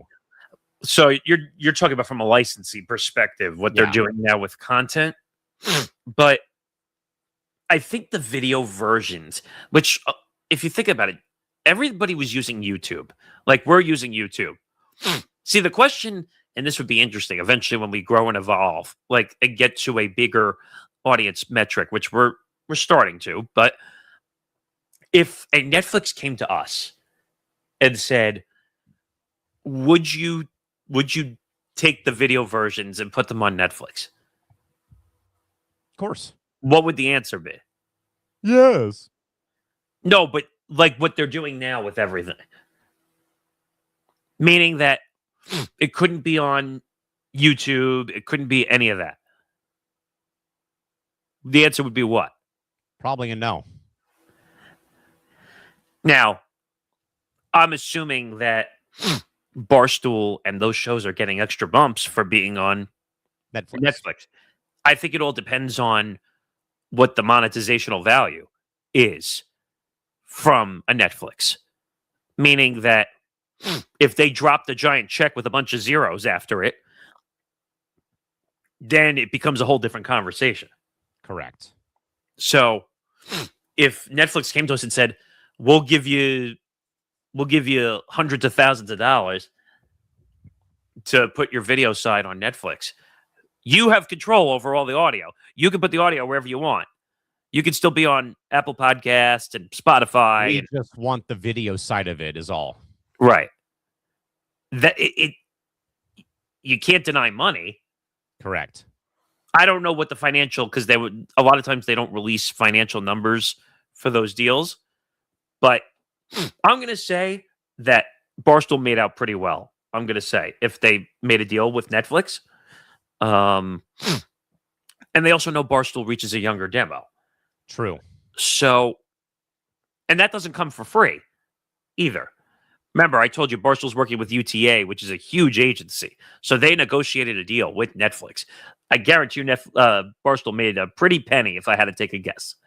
Yeah, I would think so. I just think that I don't love it. Let me be clear about that. Yeah, no, I mean, I don't love it either for the fact of like, to get it in audio form free of charge, why go behind the paywall just to watch the same audio you're getting? If that makes any sense. The only aspects I could make of why they're doing this is like, pardon my take. And so the podcast we're talking about also from the sports side, pardon my take, Spittin' Chicklets, and the Ryan Russillo Show, which are the three biggest. Ryan Russillo just signed on to Barstool not too long ago, this year. We talked about it on the show here, too. Pardon my take will always be one of the biggest sports podcasts of all time. And it's not a debate. It will always be one of the biggest ones. Absolutely. Spitting Chicklets is the biggest hockey podcast in the world. I can't even think of many hockey podcasts except for maybe the Kachuk brothers, I think, who are hitting the scene in a hot way. Actually, they were talking to Barstool for a period of time. Did Barstool say no, or was it something else that happened? So the reason eventually was what Dave said is they didn't want to fight between Spittin' Chicklets and the Kachuk brothers having two big hockey podcasts. That makes sense. So both of them would have taken bloodbaths in the process of it if they had two big podcasts that were in the hockey space. Mm-hmm. So that kind of makes sense. And also, I think they wanted a shitload of money, too. They probably did, and that wouldn't surprise me. But I don't know. Think about listener and watching habits also. Time spent watching, time spent listening. Well, not even that. You're right, but not even that. I'm talking about, what did I tell you before the show when I told you the story? I would watch Pardon My Take clips or the episodes via video on YouTube. It was convenient. And now it's become an inconvenience when you have to go to Netflix and punch that up or pay for it just to watch the show. Now, I have Netflix. So do I. But it's the inconvenience of saying, oh, am I really going to turn on Netflix? I might check it out for the first week or two just to see what it looks like, because I'm curious to see what the formatting of it looks like. That's kind of in a way probably and right down Christy Wilson's alley about how Monday Night Raw's on Netflix, but NXT and SmackDown remain on cable TV. That's a different issue because it has to do with evolving and digital and just who's willing to pay the money for it. That's a different issue. This is more embarrassment of riches, I want to call it a little bit. I would agree. Where they're taking in the Breakfast Club and they're taking in all these big time music shows on iHeartMedia. Bobby Bones was biggest country music radio show. I mean, look what happened to Ebro in the Morning here in New York. They totally cut that show off the air. Crazy Essentially, to think that too. The sports one, I get it, but I don't get it. If that makes any sense, like they have to evolve. Video podcasting has evolved from like here to here. Yeah. Now, 1000%. it's more about the video side of podcasting than it is about audio. Think about it. We're all doing it. Everyone is. And because it's called evolving and adjusting with the times and figure out what works and what clips. And eventually we're going to start clipping this show so we can put more out. So, because now that we have social media, we got to fill social media for the show. But I'm not a fan. Think about like when Thursday Night Football went to Amazon. How that changed the watching habits of a lot of people. I have Amazon too, but how inconvenient is it that I have to turn the app on? And more importantly, you can't change the channel or you can't flip. So I get why they're doing it. I know why Netflix is doing it. Because the more of the big name content that they put on their platform, eventually it's going to force people to say, oh, I got to get Netflix to watch what I'm watching. And of course, like they claim in the story, oh, it's major news. It's going to help open doors. Yeah, for you, it helps open doors. For Barstool, it helps open doors. For the general public, though, yikes. Because I'll tell you right now, and I compared this to the Howard Stern situation with Sirius XM and terrestrial radio.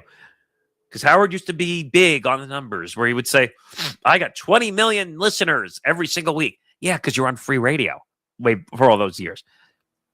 When you go to a paywall, your number instantly gets cut in half right away. At least, yeah. Because you realize what people are going to say, right? Fuck you, I'm not paying for radio that I could be listening for free. Same thing here. It's the same model, except it's just in podcasting, where I was able to watch on YouTube. I'm going to forget now that Pardon My Take and Ryan Russillo Show and Spitting Chicklets are not going to be on YouTube anymore. So what's going to remind me or anybody who's a fan that I'm going to go watch? Yeah. Because that's most of their video habits.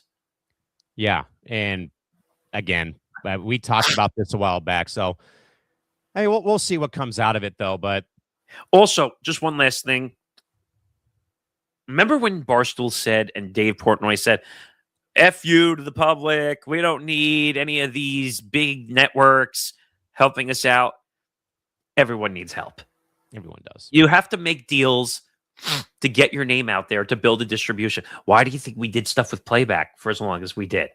Or Barstool having the morning show now on FS1. Which is a complete dumpster, but they do it more for clipping in that regard because it gets them more views. Also, just one last thing. Also, Netflix and the deal with WBD. I don't know if that was the next story we were planning on doing. WBD basically got told to shove it, basically. They told Paramount to go shove. But look at all the deals that Netflix is making right now. They are spending so... By the way, this is a risk, what they're doing right now. Major.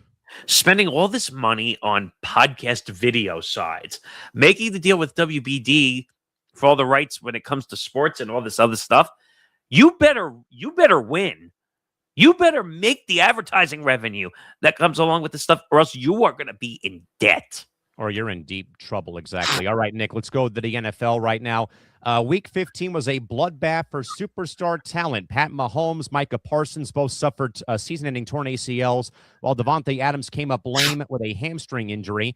These three key injuries have now reignited the ongoing debate over the NFL's push for a full 18-game regular season, as both players and fans are arguing that the physical toll is already unsustainable enough at 17 games, and that the quality of the product and the safety of the league's faces is being sacrificed for incremental television revenue.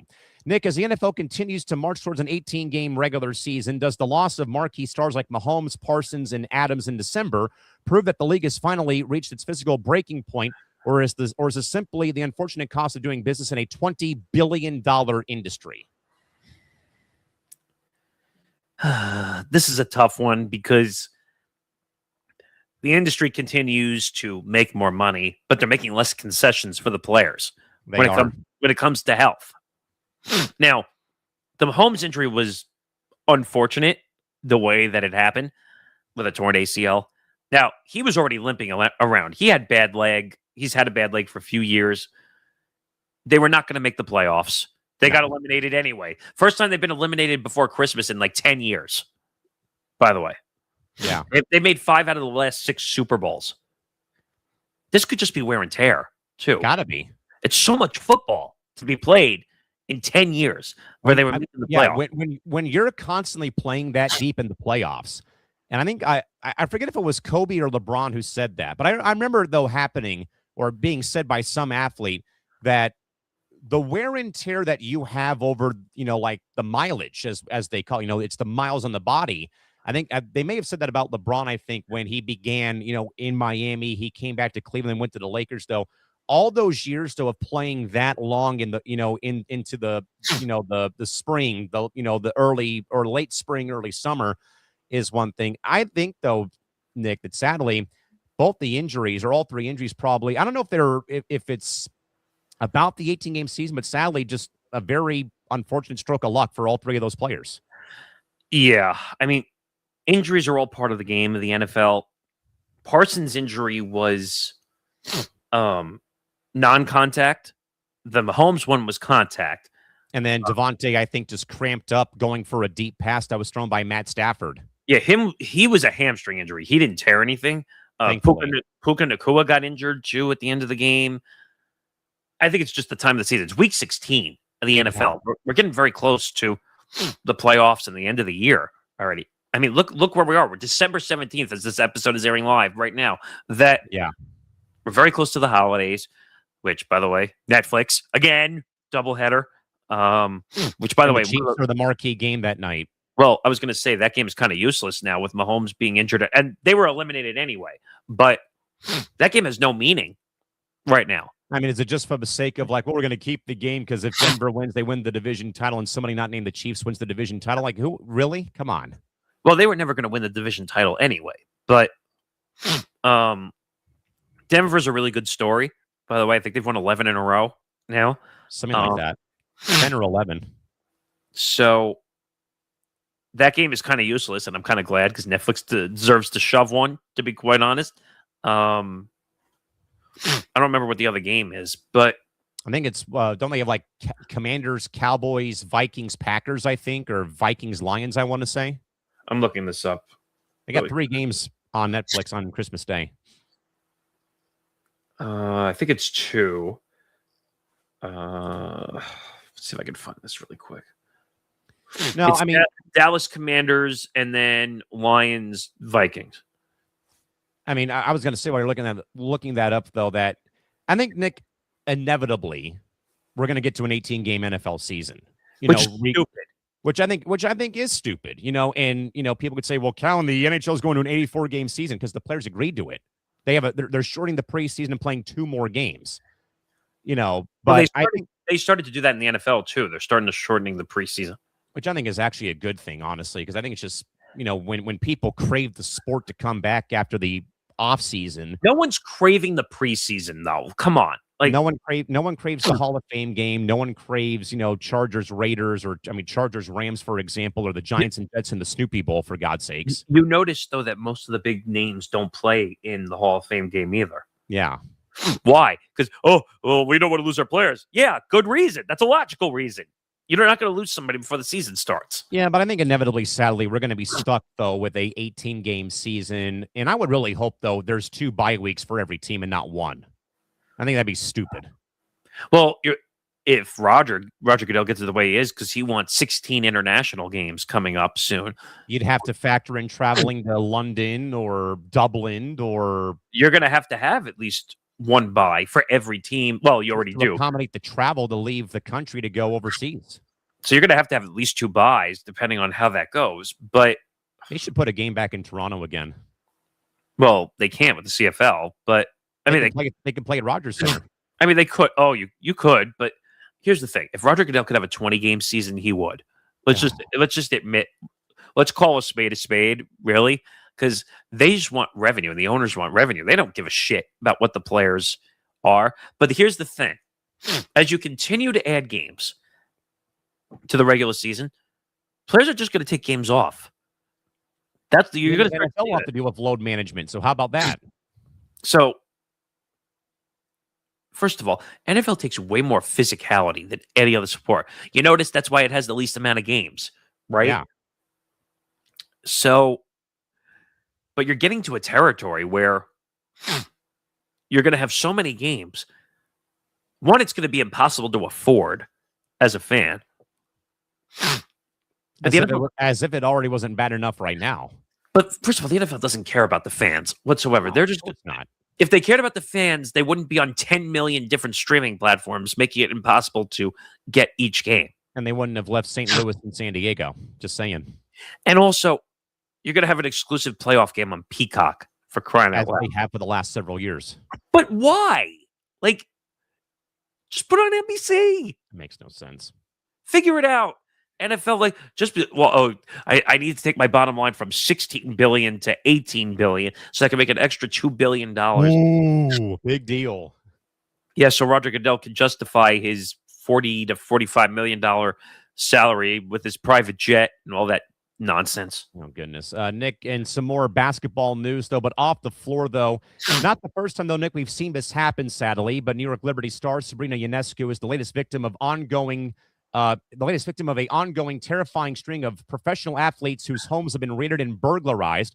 Mass thieves broke into her LA-based home while she and her husband were away and stealing over $60,000 worth of designer handbags. This, though, follows similar targeted hits on star players like Dodgers pitcher Yoshinobu Yamamoto, the aforementioned Pat Mahomes, and even Travis Kelce. But federal authorities have warned of organized burglar rings that use social media and game schedules to track when athletes' homes might be or are empty.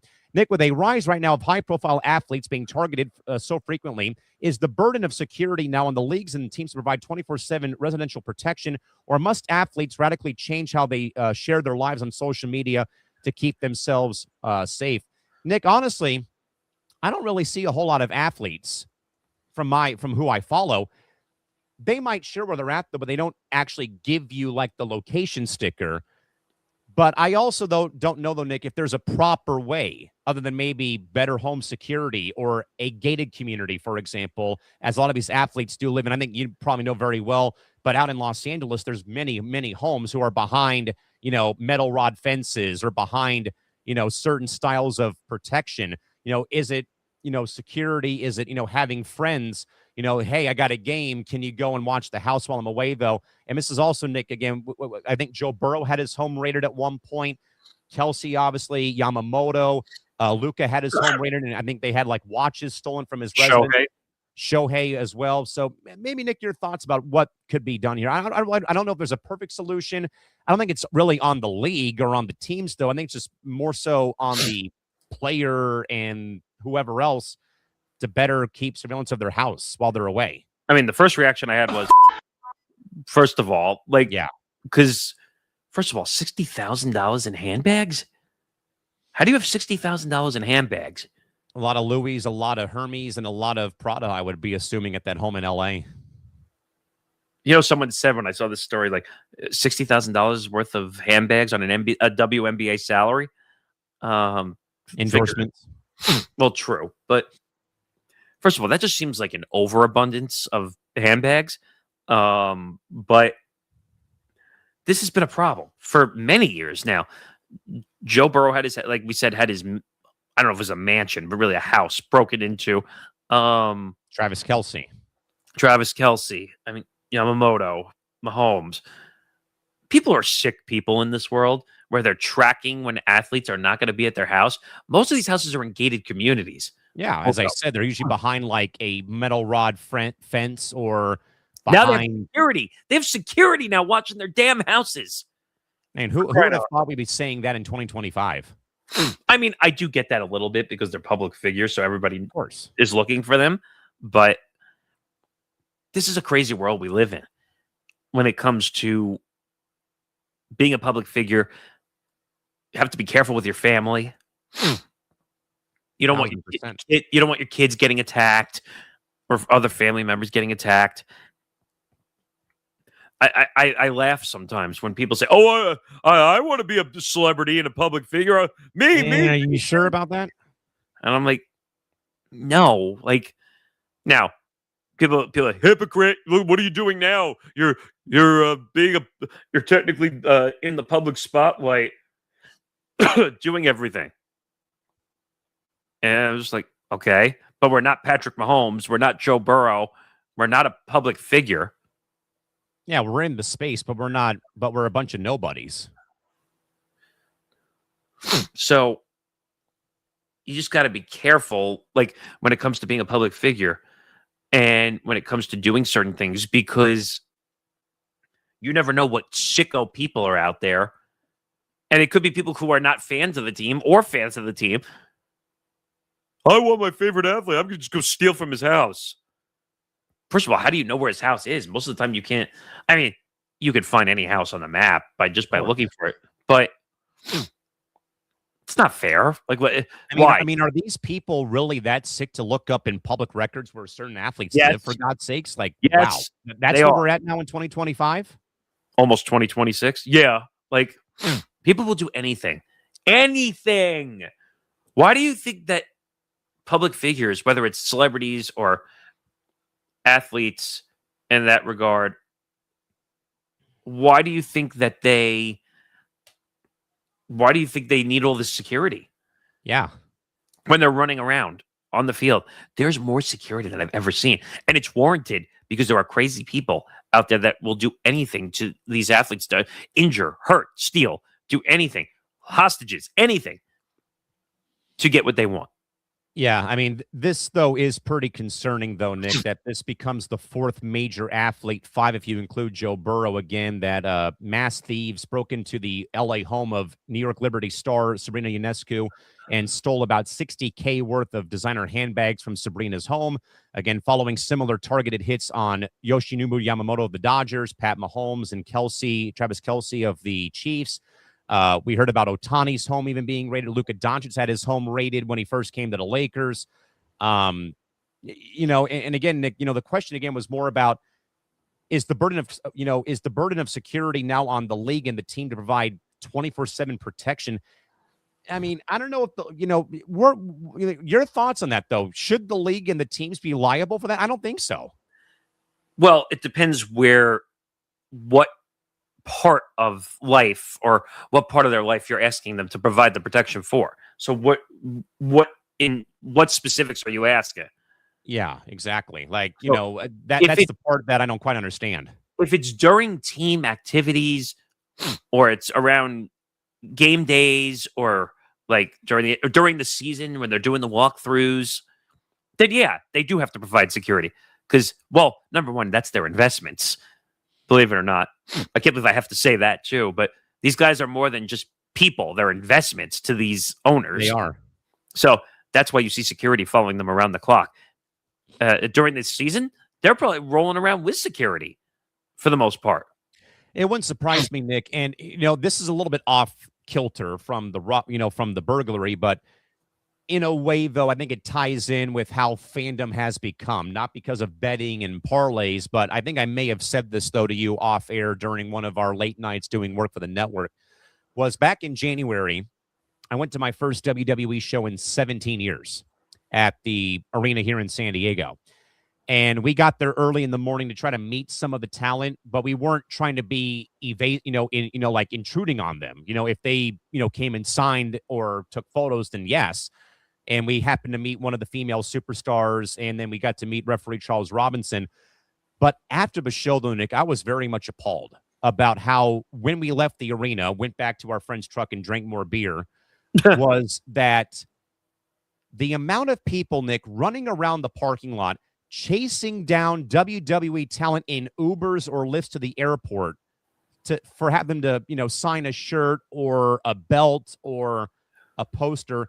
I looked at my friends like, this is how you people act in a way? This is not surprising because we've heard, you were telling me about, I don't remember who it was, but you were saying like, oh, well, didn't WWE talent like basically reject people on the street? You were telling me essentially because... So Jey Uso, when they came here... Oh, Jey Uso. Yeah. Jey Uso said when he was in town, he had been, in a way, like poked in the back by strangers like 15 times over the weekend, like 5 times per day between Thursday, Friday, Survivor Series Day, then Sunday when they went home. CM Punk has a longstanding policy. I will not meet you at the airport. I'm going to keep going on about my business. And some will say, if you're respectful, I will stop for a brief moment. And then Kevin Owens has been absolutely, on one, Nick, saying, I don't sign for people in the airport because I know damn well when I do that, it's going to be on eBay within 10 minutes. It's funny. People have different policies about that, where I saw a video from Conor McGregor. Yes. And I don't know if you saw the video I'm talking about, but I may have heard about it, though, but yes. So he kind of jokes about it, where in a comical way, not like a mean way, where he says, I know what people are going to do with it, but it's part of the world of being a public figure. Like it's part of the territory. So he's like, I'll sign it. And like, I watched the video. He jokingly said, well, how much are you placing it? Are you going to place this on the auction site for, or eBay for? So like, I can appreciate the fact, like, he can have a little fun with it in that regard, but anyone could do that. Let's not call a spade a spade. Anyone can take their product, even if they don't do it right away, and put it up to sell. Of course. First of all, that's why there's value in the autograph. First of all, why if there was no value, why sign at all? Correct. So I think it's a little unfair. Now, you shouldn't be chasing people in airports. I am totally 100% on that regard. Yeah, but I agree. Like, if you're on a passerby, you just say, oh, like, hey, whatever celebrity that is.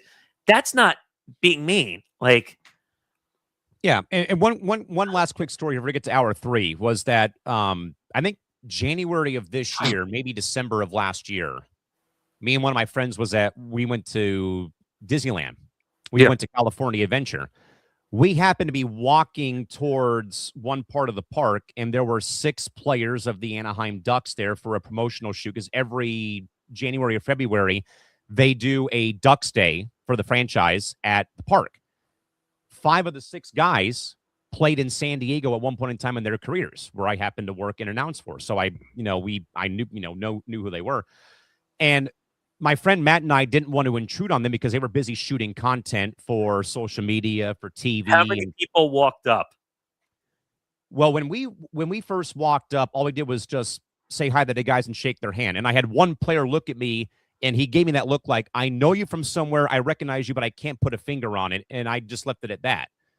But as soon as we did that, here comes all these people who knew who these guys were and went over there and basically interrupted their entire shooting segment. I knew that was going to happen. I could have told you that was going to happen from a mile away. Like, everyone thinks athletes are just pawns and they're just supposed to do whatever. Like, they're just supposed to stop and do whatever you want, as opposed to not. They have jobs too that they do. And you know what? And I hate saying this next line too, because sometimes it's not fair to the athlete or the public figure, but you signed up for this life. Correct. As a public figure. I'm not saying it's right. Let me be very clear about that. Number one. But when you become an athlete, or you become a WWE star, or you don't go into the business just for the thrills of physicality. You're going into this career because you want to make money and you want to make a name for yourself. Correct. Too. So if fans are not chasing you down, what does that say about you? They don't care about you as an athlete or a public figure. Yeah. I'm not saying they should be chasing you down to death. That's not right. Yeah, but it's not right at all. But you hear WWE, the ones who get it, the John Cena's of the world, The Rock. I'm forgetting her name now, but I really like her now. Who's the one I'm trying to think of? The one that looks like Black Sabbath. Black Sabbath. Like has all the tattoos on her. I can't remember her name. Rhea Ripley. Thank you. I saw her at one of the Fanatics events. But I really like Rhea Ripley because she's got personality. But she does. But I think I told you the story when I was at Fanatics and I was walking around with friends. We just happened. They have like a backtrack area where they can walk around the whole thing to kind of get to where they're going. And this little girl, she was young. like saw Rhea Ripley. Oh my God, Rhea Ripley. And like she had the sign and everything. Like, Oh, I love it. and like we said, a lot of these public figures or athletes walk around with security, and the security was being a douche and said no. And you know the reputation of Rhea Ripley, where it's all about young fans. Absolutely, as it should be. So like we got stopped in our tracks when we saw the security, like, but she saw it and she pushed the security. I'm talking about like a full, like 2 Like yards shoving into the corner, yeah. and said no. And she like pushed the security out of the way and almost like went like and like grabbed the girl and like held her up. And I was like, see, that's what it should be about. Like, it should be. First of all, I think the WWE handles, I don't know what the right way of saying it is. Fan appearances, yeah. Meet like and greet fan appearances, appreciation. fan interaction. Well, same thing. Fan interaction and Yeah. fan appreciation way better than most other sports do. It's all about the fans when it comes to the WWE. Now, I personally just don't get the product of WWE because I'm not the biggest fan of scripted content. I understand it a lot more now than I once did, but I think they get it, that it's all about fan-driven content, fan-driven ability. But that story, but watching that in live person, real time, yeah. I was like, okay, they get this. That's why the WWE shows up to every Fanatics event, unlike some sports that don't show up at all. Right. And usually they're the cheapest ones when it comes to Fanatics because they know the fan base. They know that if they outprice their fan, then people are not going to show up. Exactly. All right, Nick, hour 3. We'll get to the first one here kind of quickly. This, Nick, though, has kind of added a bit of a layer to the shocking revelations made about Sherrone Moore, but currently, L.A. Chargers head coach Jim Harbaugh revealed to Dan Patrick on his show that he's been staying in frequent contact with former disgraced head coach Sherrone Moore since he was fired for cause by Michigan following his arrest. Jim called the situation a tragedy and encouraged Moore to seek spiritual guidance. The situation is now complicated by the fact that Michigan is now facing potential NCAA litigation and the loss of bowl game revenue if it's proven that university officials were aware of Moore's alleged misconduct earlier than stated.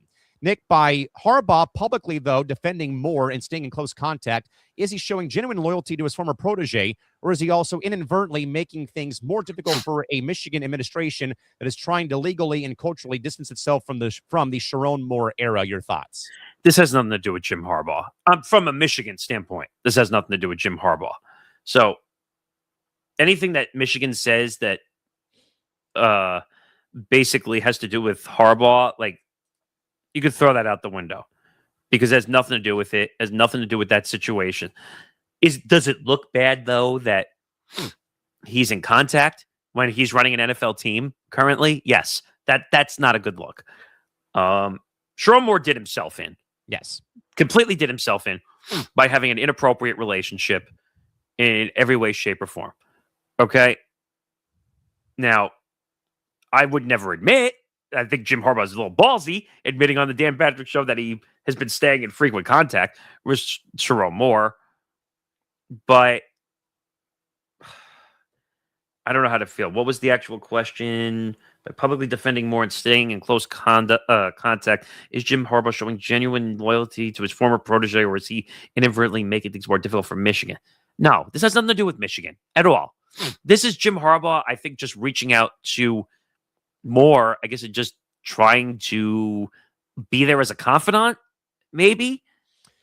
I would think so, Nick, because I think we all would agree that if we ever were in legal trouble somehow, some way, that we'd have our friends and family to have our back. And in a way, I feel like that's what Harbaugh is doing. But though, is Jim Harbaugh, as the question said, though, doing more harm than good? When we already know that Harbaugh and him were basically linked to what has gone on at the school within the last 4 to 6 years. The sign stealing scandal. Yes. But now Harbaugh got an 8-year show cause ban for obviously all the violations that went down in Michigan. And then he just ran off to the NFL like a certain word I'm not going to say. But like, I get it. because they were linked for years. So he was just trying to be there as a confidant and kind of whatever. Now, did Moore bail out? I can't remember. I believe he did, and his wife was with him when he did, I believe, if memory serves me correct.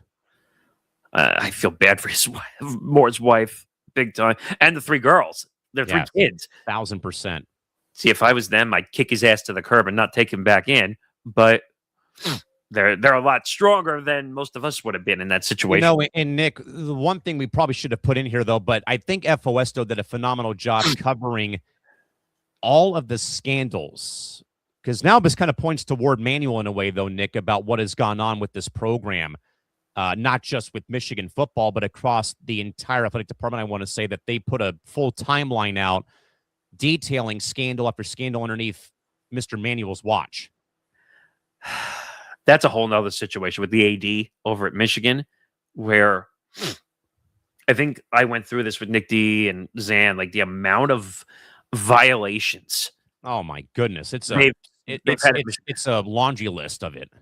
So I don't know what to say. And if I'm not mistaken, the AD's contract goes through 2030 or 2031. I think it's 2031. Which is crazy with all the violations that have gone on under his watch. Michigan's in hell right now. Like this is rock bottom right now, currently where Michigan is. And they have a bowl game against Texas. And I'm trying to remember what's the coach's name. Biff something. Biff Poggi, I think. Poggi, yeah. Who, I mean, am I happy for him that he's getting an opportunity to coach a game? This is not the circumstance you want to be coaching a game in. And this isn't the first time he's had to fill in as the interim coach, because I think he had to coach early when Moore was still suspended for what had happened with the text threads about the sign stealing scandal too. And he had a suspension coming up in 26, if I'm not mistaken, also. Yes. For this scandal stuff. And I heard Biff Poggi giving a interview like during bowl week, getting ready for everything. Media day, yeah. But Zand is saying it's the same bowl game I went to last year that Michigan is playing. Yeah? Okay, interesting. But this is a bad situation. It's a really bad situation. Biff was saying that the players feel betrayed. How can you not feel betrayed? No kidding. Basically, your coach is talking to OnlyFans models privately on Instagram, screwing your team, your organization, whatever you want to call it, with NIL money at this point, but screwing disgracing the university, who I called a proud football university because of all the lineage of talent who's come there and how they get 130,000 people to Ann Arbor every game day. But when we heard it was an inappropriate relationship, what was our first thought? See ya. See you later. Like, you have no business being a head coach at a major college football school, which spends a lot of money on NIL. You're probably going to end up with a bunch of flips now for commits. I think there already was. But Moore is an idiot, and he's never going to coach again. You're not going to see him pull a Jim Harbaugh where he's going to somehow end up in the NFL coaching. And by the way, this was a bad look when Moore decided, let me bump up the salary of my executive assistant from $50,000 to $100,000. No biggie. We'll just give you 100% raise. Yeah, that's a little shady. And it was right in the public. Everyone saw it. You can't make this stuff up. And culturally, I don't know how you fix this. Legally, we all know what's going to happen. There's going to be charges. And culturally, Michigan football might be stuck in a perpetual abyss for the next couple of years. I mean, him threatening to kill himself and taking a knife to the executive assistant or mistress. Now, we are forgetting one part of this. The woman's not right either. No, neither party's right in this thing. Because the young woman who was the executive assistant, whatever she was the executive assistant of, I don't know. Well, yeah, I could think of a thing or two, but that's not very appropriate. Anyway, you're dating a married man who has 3 kids. You know that, right? Yeah. Now, I'm not saying what he did was right, threatening her with a knife and all that stuff, and basically saying, I'm going to kill myself. That's bad. He obviously has some mental health issues. He's got to get figured out at this point in time. Yeah, he's got something. I don't know. Bad situation for Michigan. They're gonna have to play through their bowl game. They might not. Who are they playing? Texas. They might get pummeled by Texas. I'm with saying Arch Manning saying he's going to stay at Texas too. So, if I'm Michigan, and once the bowl game is over, I would just go quiet and let things kind of roll over for now.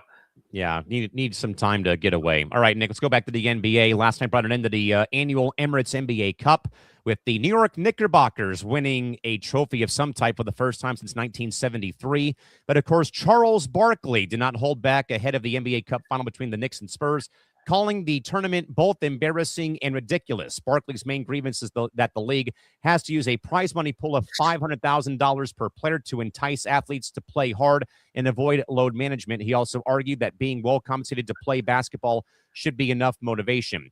Now, while the NBA Cup, Nick, has seen a viewership boost in some way, Charles's comments highlight a generational divide in how meaningful regular season games are actually perceived.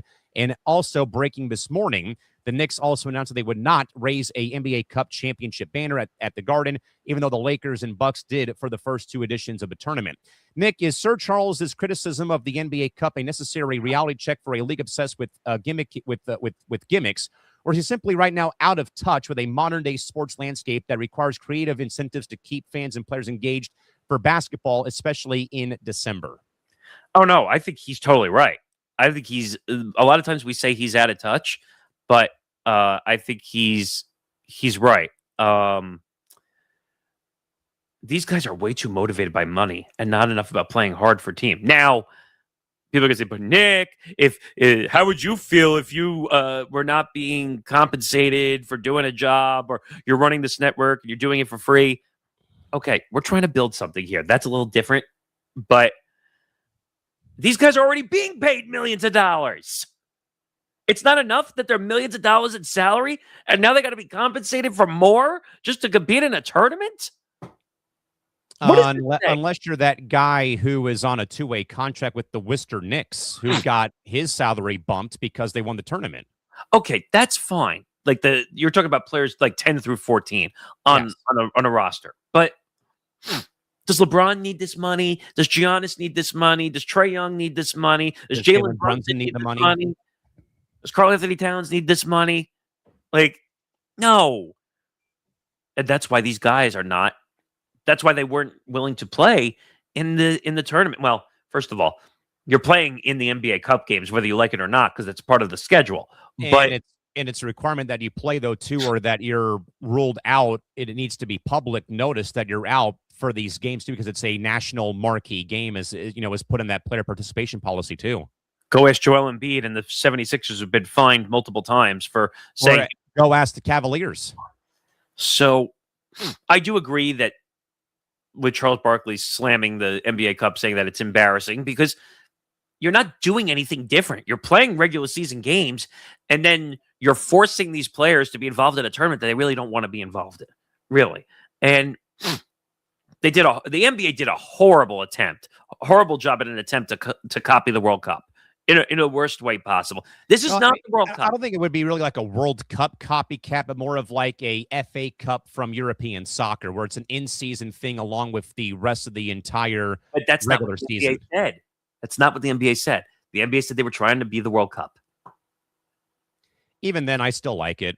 I mean, I get that people can say it's embarrassing, it's this or that. Again, it's about guy 10, 11, 12, 13, 14, 15, two-way contracts, one-way contracts, that late game call-up, hey, we got a guy hurt, you got to come and help play, whatever. And again, I think it's more than anything else, though, just the fact that the NBA is trying to say, hey, we're still here. I know that you're watching football and other sports, though, but that, in a way, they're doing it only to help boost the TV ratings, though. And I know that we said that last Thursday or last Wednesday about, well, it's a 12% jump, though. That's one thing, 1.5 million, big deal. But again, how many platforms are you on, NBA? Give me a break. Right. And that's the point I'm making. Like, originally, the reason why they made the NBA Cup, and most people won't say it, and I will, is because they were trying to get another TV deal with another network. That's why they were trying to make the NBA Cup. And I will agree that the league can say, well, it's to help boost, early season interest in the NBA season. No, you were doing it as a handout for like Prime Video or a third or fourth party to come and take games off your plate. They were trying to negotiate another deal, and no one wanted it because there's no value in the NBA Cup. And I don't mean that like as in the games, but there's no separate value for somebody to say, oh, I have the Emirates NBA Cup games. Let me go take those games. No, they're regular season games. If you made a separate NBA Cup schedule that was not part of the regular season games, then you might have a value on your hands. And I think they tried to do that, and they haven't fully grasped what that needs to look like. You know, this isn't like, for example, this isn't like CONCACAF Champions Cup that SDFC and MLS is going to be playing against Pumas from Mexico in February, where it's in the preseason. It's not even a part of the actual calendar, though it's part of the, you know, the actual MLS Cup timeline. You have the World Cup break. You have, you know, Leagues Cup, you know, U.S. Open Cup. You know, they're trying, you know, they tried to copy that. I don't think it is embarrassing, but it is, though, something that not a lot of people, except myself, have actually wrapped their arms around, because it's too damn confusing for the basketball fans like us. Like, this is not really much of a different game other than just the court. If it's not like the Lakers, the court's different. Big flipping deal. And by the way, like trying to differentiate, like, oh, this is an NBA Cup game. This is not an NBA Cup game. There's no extra value to an NBA Cup game over a regular season game. Unless you literally had prize pool money for every game you played, including the group stage. Do you realize how ridiculous that would be if they were to do that, though? Like, yeah, it'd be stupid. That part I agree with 1,000%. Again, I still like the gimmick of what they're trying to do. It's been one of my favorite lines, Nick. Great idea, poor execution. Why don't they just make a separate NBA Cup tournament if that's really how bad they want to make a World Cup? Literally do what the NBA G League does and open up the year with a showcase tournament. Like, open up with you know, let the NBA Cup open up the season. The problem, if you really want to add some value to the early part of the season. The problem is they won't do that because they're not going to risk players getting hurt before the regular season starts. That's the issue you're going to run into. But maybe that opens the door for, as you said, roster players 9 through 14, and you add a few more guys that maybe don't get as much playing time, and they represent the team in that regard. And then once the regular season starts, then you play in those games. But I think it's a great idea. It's been poorly executed, though, for 3 consecutive years. But it is ridiculous, though, that they have to put $500,000 per player up for first place, and that's the only way they're going to play. And I think, though, that every round, though, that you get, it goes up. Yeah, you got a sum of money for making it to the knockout round, and then gradually, as you went on down the road, that you would get the grand prize. And by the way, and the other part of the story too, which got updated, was, well, the Knicks ended up winning the NBA Cup over the Spurs. Spurs were winning most of that game. I think they led for all 3 quarters, and the Knicks finally caught fire. Wemby had a decent game. I don't know if you heard the news after the game, though, that his grandmother passed away in France earlier that morning, and he still played in the game. Yeah, props to him. But so the Knicks end up winning. They have the large, ridiculous confetti come out of the ceiling with the giant trophy, which looks like an NBA Finals trophy, when this is nothing near an NBA Finals win whatsoever. And then we heard, I have to see if I still have that sound in here. Oh, we do. Joe Beningo. Was it Beningo who went off on the Knicks rant? Yes, that he was afraid that if the Knicks won it, they were going to celebrate like they won the Larry O'Brien. Let's listen to the Beningo audio, because I think that's interesting here. Stop it, bro. If they win this and they put, it is a disgrace, and you know they're going to do it. It is a disgrace if they win this and put that stupid banner up there. You got to be kidding me. I pray they don't. I pray they don't do it. Is it possible that they wouldn't put it up in your mind? It is a league rule. And just think about this. It's a league rule. Oh, come on. All you need to know, It's a league rule for how long? Couldn't Just they for show the us something season? and reject it? Right. Can they put it up for like a week? I don't know the intricacies of that, but here's what I'll tell you. The past 2 champions put the banner up, and here are the 2 champions. Who, the Lakers, right? The Lakers and the Bucks, who have real banners that they have hung up there. We have real banners too, but they're only, they're growing hair. We got real banners, but it's from a different time and space. Come on. Well, What a disgrace. we'll see what That would happens. I pray they lose. I'm telling you. And I'm not going to see the game anyway because I ain't paying for it on Prime. I pray they lose the game. Please lose. So I think that was Joe Beningo, who was on WFAN with Evan and Tiki in the afternoon. But I get what the point that he's making, that the Knicks haven't won a NBA title since 1973. Yes. It's been a long time for the Knicks. And of course, you're going to get Knicks fans who are going to whack you. Oh my God, we won the NBA Cup. And they're treating it like an NBA Finals title. But it was announced this morning that They will not do so. That they will not raise an NBA Cup champions banner at MSG. And you know what? I agree. 100,000% agree that they're not raising the banner. Could you imagine, Nick, if your beloved Yankees or the Dodgers put up all the division titles or the AL champion pennants up around the ballpark? Well, they do. I thought the Dodgers only put up the World Series banners. They don't put up anything for the division or the NL pennant, just the World Series. That's it. Well, think about the Lakers. All they ever did was put up championship banners. Well, sometimes teams in MLB will put up pennants that they won. Sometimes. Yeah, my team does, because we don't have anything to hang our hat on here in San Diego, including our wild card victories in 2022 and 24 and 25. I mean, the Yankees, for the most part, don't put it up, but you'll hear them say all the time, 20 pennants, 20 AL pennants, or whatever number it is. But like 40 or 50, whatever it is. 40 or 50. But my point is, you're right. The Yankees, for the most part, would not put up pennant banners. And not just that, though, and Joe Beningo's right, though. Every banner in that arena at the Garden is growing hair, including the Rangers, who have not won a Stanley Cup since 94. Yeah, the Knicks haven't won since 73. I Yeah. mean, I don't remember the last time the Knicks sniffed a final, to be 99. quite honest. 99. Spurs. So it's been a long time. Which that was ironic that they beat the Spurs in the NBA Cup. I think I saw a Knicks fan page say that they have exorcised the demons of the Spurs from 99 after they won the game last night. Haven't. No. That was an NBA final. This is an NBA Cup final. Look, I know no one likes it. Let the guys celebrate, though, but they won something in some way, shape, form, or size. I mean, and if you really want to worry about New York basketball, the Liberty brought you your most recent championship. You're welcome. No, that I'm okay with. The Liberty are the most respected team in professional sports in New York right now, along with New York NYCFC. But to say that this is like they're treating this like it's the NBA Finals and they were all jumping around ecstatic. Did you see the thing that Josh Hart did near Jalen Brunson, though? The video that was going around? No. Go look on Twitter. That's all boy. I'll say right now. But apparently Josh Hart took a finger and one of those things. And he went on Twitter afterwards and said, "Oh, it was AI." And I'm like, "Yeah, I don't know about if that was AI."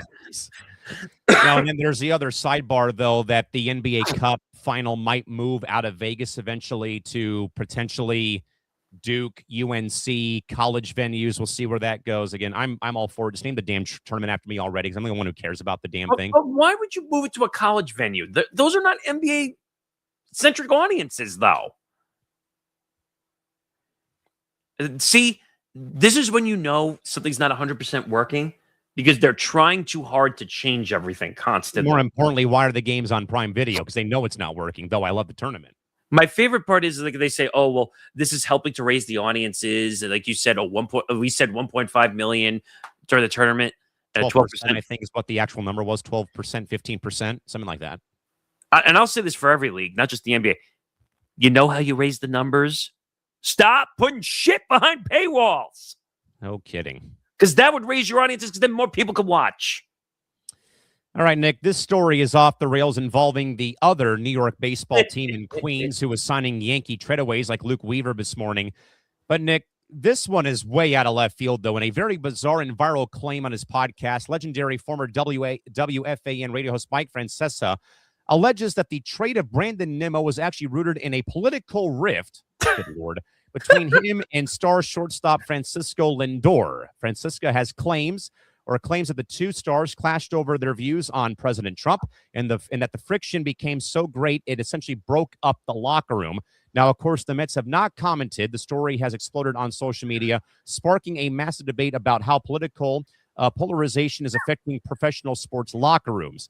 Nick, if somehow, some way, Francesa pulled this out of his ass and that the claim is true and political differences over Trump actually forced the trade of a cornerstone player like Brandon Nimmo, does this now signal that the culture war has officially become a primary factor in the professional leagues for roster management? Nick, give me a break with this. I mean, come on. The Mets are the Mets. I said this on Riding the Bench on the only time we did it on playback last week. The Mets are the Mets. I don't live in New York, though, and I know that it's Yankees, and it's always, about, the Yankees and Mets. Like, in a way, it's like Padres, Dodgers here in Southern California. The Yankees will always be vastly better than the Mets. Same out here. Dodgers, Padres, don't remind me about that. I'm fully aware of that.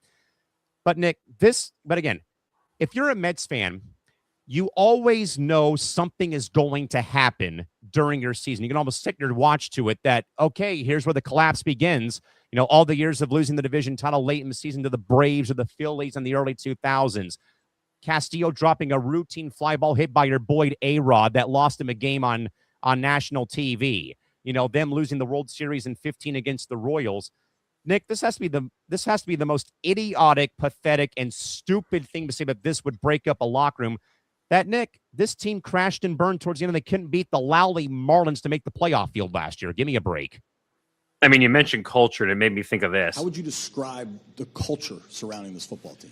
The culture is actually damn good. And now here's Steve Cohen's crying foul about being poor because Diaz left and Pete Alonso left, and then they ship Weaver, or they get Weaver from your Yankees, and they get Darren Williams, too, from your Yankees. Give me a break. I mean, this whole situation, I'm more laughing about it because Francesa has made some wild claims over the years. This has to be, though, Nick. I mean, again, I don't live in your area, and I know, though, about stories about New York talk radio. But come on, this has to be the dumbest thing that he could have said, though, in the last several years. I mean, this is the New York Met locker room right now.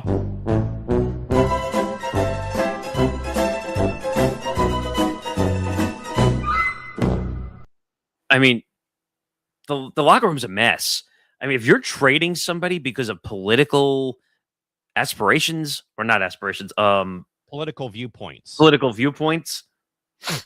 then blow up the whole locker room right now, because that means nobody has any chemistry inside that locker room. There were reports going around that Lindor, what? Can I intrude and remind everybody that you and I talked about Gary Cohen talking about Matt Shaw of the Cubs on an SNY broadcast, who left the team during the pennant race to go and attend Charlie Kirk's memorial in Arizona because they were friends. Yes. And Gary Cohen got destroyed big time. Number one, why are you even commenting about that on the broadcast? Let alone it's a player on the opposing team. I think because the game was such a blowout that they ended up talking about the topic, which, again, forget it. You shouldn't be talking politics or anything on a sports broadcast. That's just my 2 cents on it. But this whole situation is bad. But there was a report, and this should have been a red flag from day one. When Juan Soto signed his huge contract for close to $800 million. Sorry, New York, he's your problem now, not mine. You're welcome. Oh, no, New York Mets problem, not the Yankee problems anymore. Your problem for 1 year, so you're not. Actually, we made it to a World Series with him, so I can't complain on that front. But and you know what? I think the Yankees in the long run probably made the right move, not spending all that money on him. Our teams look like we're $1 million without having him on the roster. San Diego and the Yanks. So when I think Soto was annoyed because Lindor never called him up to welcome him to the team, and that rubbed Soto the wrong way. Which, by the way, what are we, 5? And then there's been very much out of context or like out of left field trade proposals. Hey, Lindor to San Diego for half of their roster. Like, no, that's not going to happen. Really? I think Lindor could get traded at some point. I don't think it'll be. I don't know what it would be, but I think Lindor is just not a good fit in New York with the Mets. But I kind of thought he was a good fit initially, but I don't know. The chemistry is off with everybody there. I think part of it is Soto. I think Soto is a head case. No, I'll call it for what it is. He's a cancer in the locker room. He's a cancer. I think that's part of the problem. But I wouldn't say Lindor is perfect by any means either. But trading Nimmo because of political opinions, and then I hear like that there's a debate going on between Lindor and Soto and about who's a Trump fan and who's not a Trump fan. And then away from that, though, wasn't there a story, Nick, that Lindor and McNeil nearly came to blows in the dugout during a game against Philadelphia when the collapse was already happening? Yes.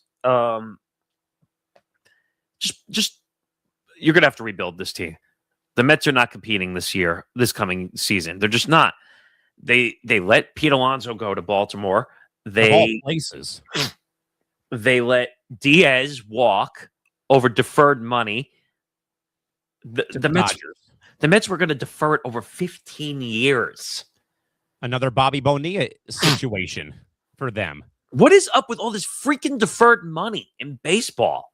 I don't get it, but that's why we call them the Los Angeles deferrals out here in San Diego.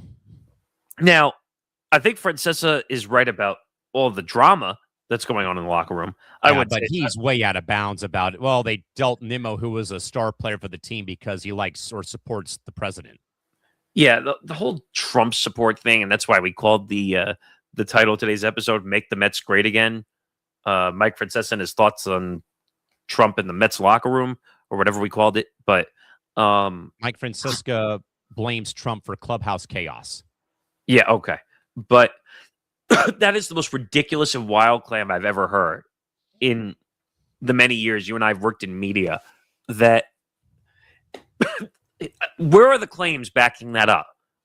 When you make there's nothing other than just the fact that we heard, though, that Lindor didn't call Soto when he signed with the with the mega deal, and then the fact last season, Nick, as I said, I think after the Mets came here and they got swept by San Diego and went back home, as they begin to leak oil in late July, early August, or late June into July, then July into August, we heard the stories, though. Hey, reports have come out that Lindor and McNeil came to blows practically because of a botched double play, or this, or Soto's that. In a way, though, Nick, I saw it firsthand in 2023. You saw it firsthand with the Yankees a bit in 2024. Juan Soto is Mr. Me, myself, and I. Screw the rest of the organization. And people here again can claim, well, hey, you have Machado, who's a cancer, and Tatis is a cancer in San Diego. Trade both those guys. And then, to my point, though, about the Yankees, when he was there, though, and how he would celebrate home runs. Now, again, I'm all for the celebrations, again, because my club has done it plenty of times and people crap on us for it. Right. But there's something, though, about it happening, though, when you wear the Dodger or the Yankee uniform that doesn't sit right with me. Now, again, that could be, double-edged sword. It could be this or that, though. Like when he hit, it was the grand slam he hit that knocked out the Guardians, right? When in last year's in the ALCS in 24. Yeah. And how he threw the bat and he looked like he was doing his best Bruce Banner impersonation of the Incredible Hulk. I'm like, as a Yankee, should you really be doing that after I get it's a big moment, but that's why, Nick, I love Aaron Judge. The way that he hits a homer and how he just runs the bases and acts as classy as he can, that's one thing. But Soto but again, Juan Soto's one reason why, Nick, why the Padres were terrible in 23 and why I think the Yankees did not want to put up with his crap in 24. And then Cohen said, hey, come on over here and come to, the better New York team.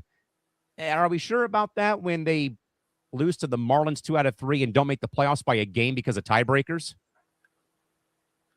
Give me a break. I mean, I don't know anymore.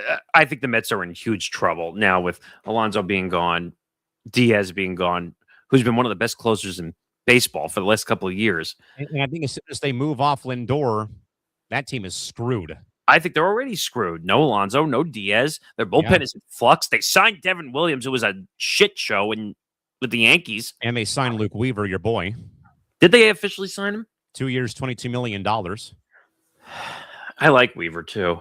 $11 million per year. That's not even that much, to be quite honest. And their lineup just has no juice except for Lindor and Soto. As you said, Soto will lead the league in intentional walks here because there's no protection behind anybody else in the lineup. Why would you pitch to him knowing that there's no protection behind him? He might break Barry Bonds' records for walks this coming year. He might. I mean, also, you could throw him fastballs because it's not like he's going to get on and then someone behind him is going to drive him in. I mean, Yeah.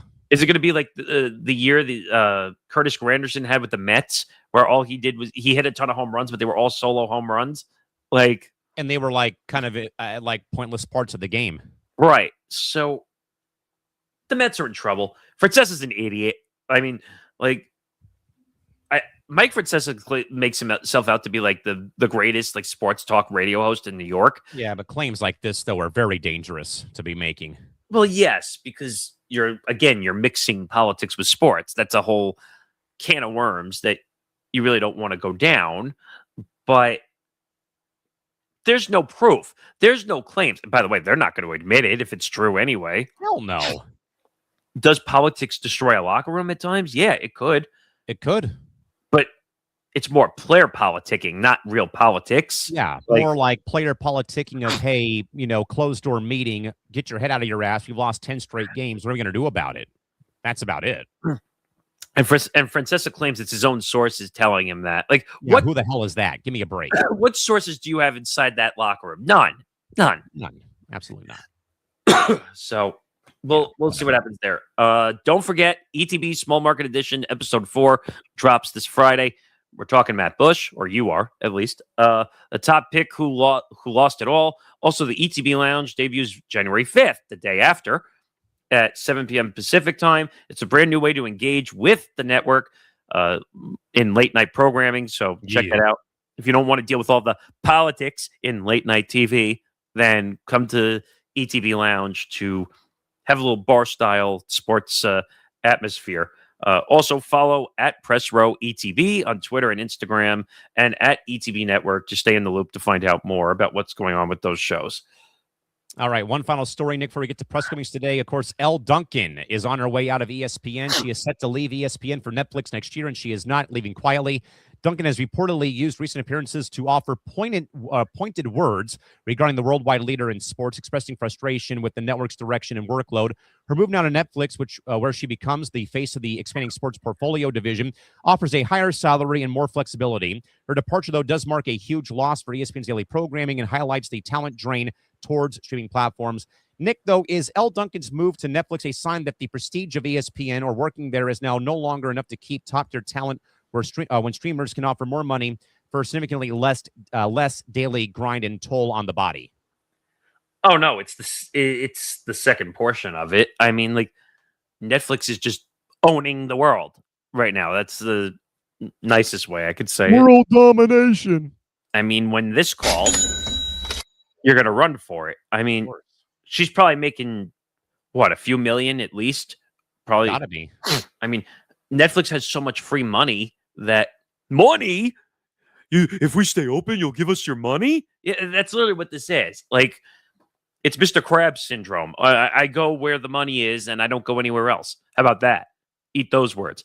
I mean, there was rumors that she was trying to figure out how she could do Netflix and ESPN, but unfortunately, now that Netflix is in a much more competitive mode to all these networks and licensing all these different podcasts and all this stuff, ESPN basically said, go kick rocks. We don't want to deal with you, with Netflix. Not necessarily her, but I want to know what she's going to be doing. Like, is she going to be part of what? Like the WWE stuff as a host, or maybe UFC stuff when it eventually goes to Netflix, or maybe the NFL games? She might be part of that stuff going forward as a host. Like, she's going to make more money to do less, like you literally said.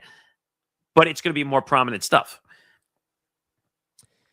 I'm eager to see how Netflix actually makes this work, Nick. Like, are they trying in a way to reinvent the wheel when it comes to, like, SportsCenter, for example, or studio content? Like, that's more of my burning question is, okay, you've got Elle Duncan roped into a contract with, millions of dollars and less, or a lesser workload. More structural programming. What exactly, though, are you trying to do? Are you trying in a way to compete with ESPN or FS1 or some network out there that has a daily program lineup of shows like SportsCenter, for example, or I don't know what else could be out there?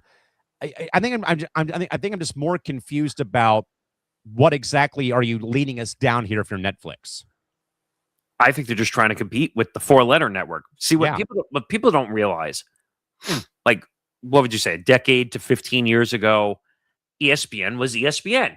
And there was no such thing as competitor, or at least networks that weren't as competitive. Everyone wanted to be at ESPN when they got in the business. Everyone. When we were kids, that's what we wanted to do in life. We wanted to work for ESPN. And like, if you left, don't leave. Don't leave. You're going to screw over your career. And 10 to 15 years ago, that was true. Because there was really no other places to go, really. Now, with all the digital stuff, and you have Netflix and Peacock and Amazon and Spotify and Netflix, you don't need ESPN anymore, really, so to speak. Is SportsCenter really relevant anymore? I think it's lost its luster. And I think this was even before, the whole left-wing politic talking heads got on there. But I think, though, Nick, it has lost its luster because it's no longer about the highlights. Now we have to do a segment with Stephen A. Smith or Kendrick Perkins to get their thoughts on an NBA game. To a point, though, that we did not bring up, though, was that, Adam Silver called for what it was, though, Nick, about how he may have kissed ass on Prime Video when he was talking to the team that at the final for the NBA Cup. But I actually agreed, though, not because I love the damn tournament, but Prime Video finally, I think, told ESPN, like in a way, like in a roundabout way, with how their team would break down plays. Them and NBC and Peacock, how they actually have the players, doing things to, break down a screen and roll or a game-winning three, where it was more about this is how you do your, like how where you focus it, not how ESPN, Nick, for until recently. All it was about screaming and yelling about why LeBron is this or like that, and not actually talking about the game. Right. No, you're right about that. That Amazon Prime Video is doing a better job of it. NBC is doing a better job of it. But I've also said to you that ESPN is not going anywhere when it comes to. I mean, I know they're not going to, but it's very much telling how in year one of this new deal, how right now, from my perspective, NBC and Peacock and Prime are right now miles ahead right now of ESPN when it comes to actually how you utilize your talent, where it's not just screaming and yelling about rainy day takes about the NBA. Well, I did tell you that if you noticed on NBA Today, they've been actually using more technology-based stuff because they realized they were behind the 8 ball. But I don't know. I thought that was odd. Adam Silver on Prime Video, like a little too much kissing ass. So let's also remember, though, too, Nick, that the day that the scandal broke, Adam Silver's first public comments were on the Prime Video broadcast during the game. Yeah, and all the sounds were blaring in the background. They did a terrible job of the interview. But that's the wave of the future, though. Digital. And that's why Elle Duncan was, when she got the deal, like, I'm not surprised that she took the deal to go to Netflix, but she tried to make it work in that regard, where she said, I really want to be at ESPN. Because a lot of times, like, Netflix and Amazon doesn't care if people work for competitors because it's not hurting their bottom line. Before we move on here, I'll be very interested, Nick, if anyone from ESPN, like for example, a Tony Reali or a Kornheiser or Wilbon, I'll be interested, Nick, where one day they write a book about their time at ESPN. And I think that's probably where, Nick, if you're Reali, that's probably where you say, this is why our show got taken off the air. And I think that a lot of people who have, in a way, kept their grudges against the 4-letter network will finally put those out to the public, and it may be in book form. Well, I'll give you another perspective. I think that I'd be curious to see if a Netflix or a Prime Video would do like a documentary about ESPN's rise and fall. No. Well, that would be great. But I'm saying if a Netflix or a Prime Video went to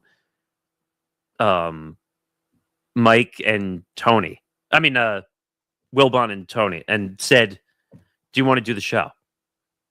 Or do PTI on Netflix or Prime, and we'll offer you way more money than ESPN is. Would they be willing to sacrifice the ESPN platform to go to Prime Video or Netflix? Or to Netflix? or to Peacock, for example. Well, I don't think that would work on Peacock, but think about the evolution we're going through right now with podcasting on. I know that's not a podcast, but that show would make more sense I think under it would. that umbrella because that would be a video show. What do you think that they would do that? I would think so because of money. Right, but they're ESPN guys. Do you think they would leave? I wouldn't be surprised if they did, honestly. Now, I don't know if they'd be able to do PTI. It'd have to be a different name program, but I think they would still do it. I don't know if it would be the same show, though, without it being called PTI, though. True. But I'd be curious to see if that started happening, where Netflix or Amazon would go to these big shows and say, hey, we'll build you a show. Come do the same type of show. We'll just name it. The format is not proprietary by any means. No, not at all. It's two guys sitting in a list format discussing sports. I'm surprised that Prime Video or Netflix hasn't called Tony Reali and said, we'll do another version of Around the Horn. Come here. Yeah. Now, it's a little harder with those because how do you determine what the personalities would be to fill those 4 spots? Would it be former athletes who are already employed by the network, for example? Would it be this? Would it be that? I don't know. Now, Netflix, you might have a better chance now because of all the rostering they're doing with Correct. with sports. But Prime Video also has NFL analysts. They have NBA.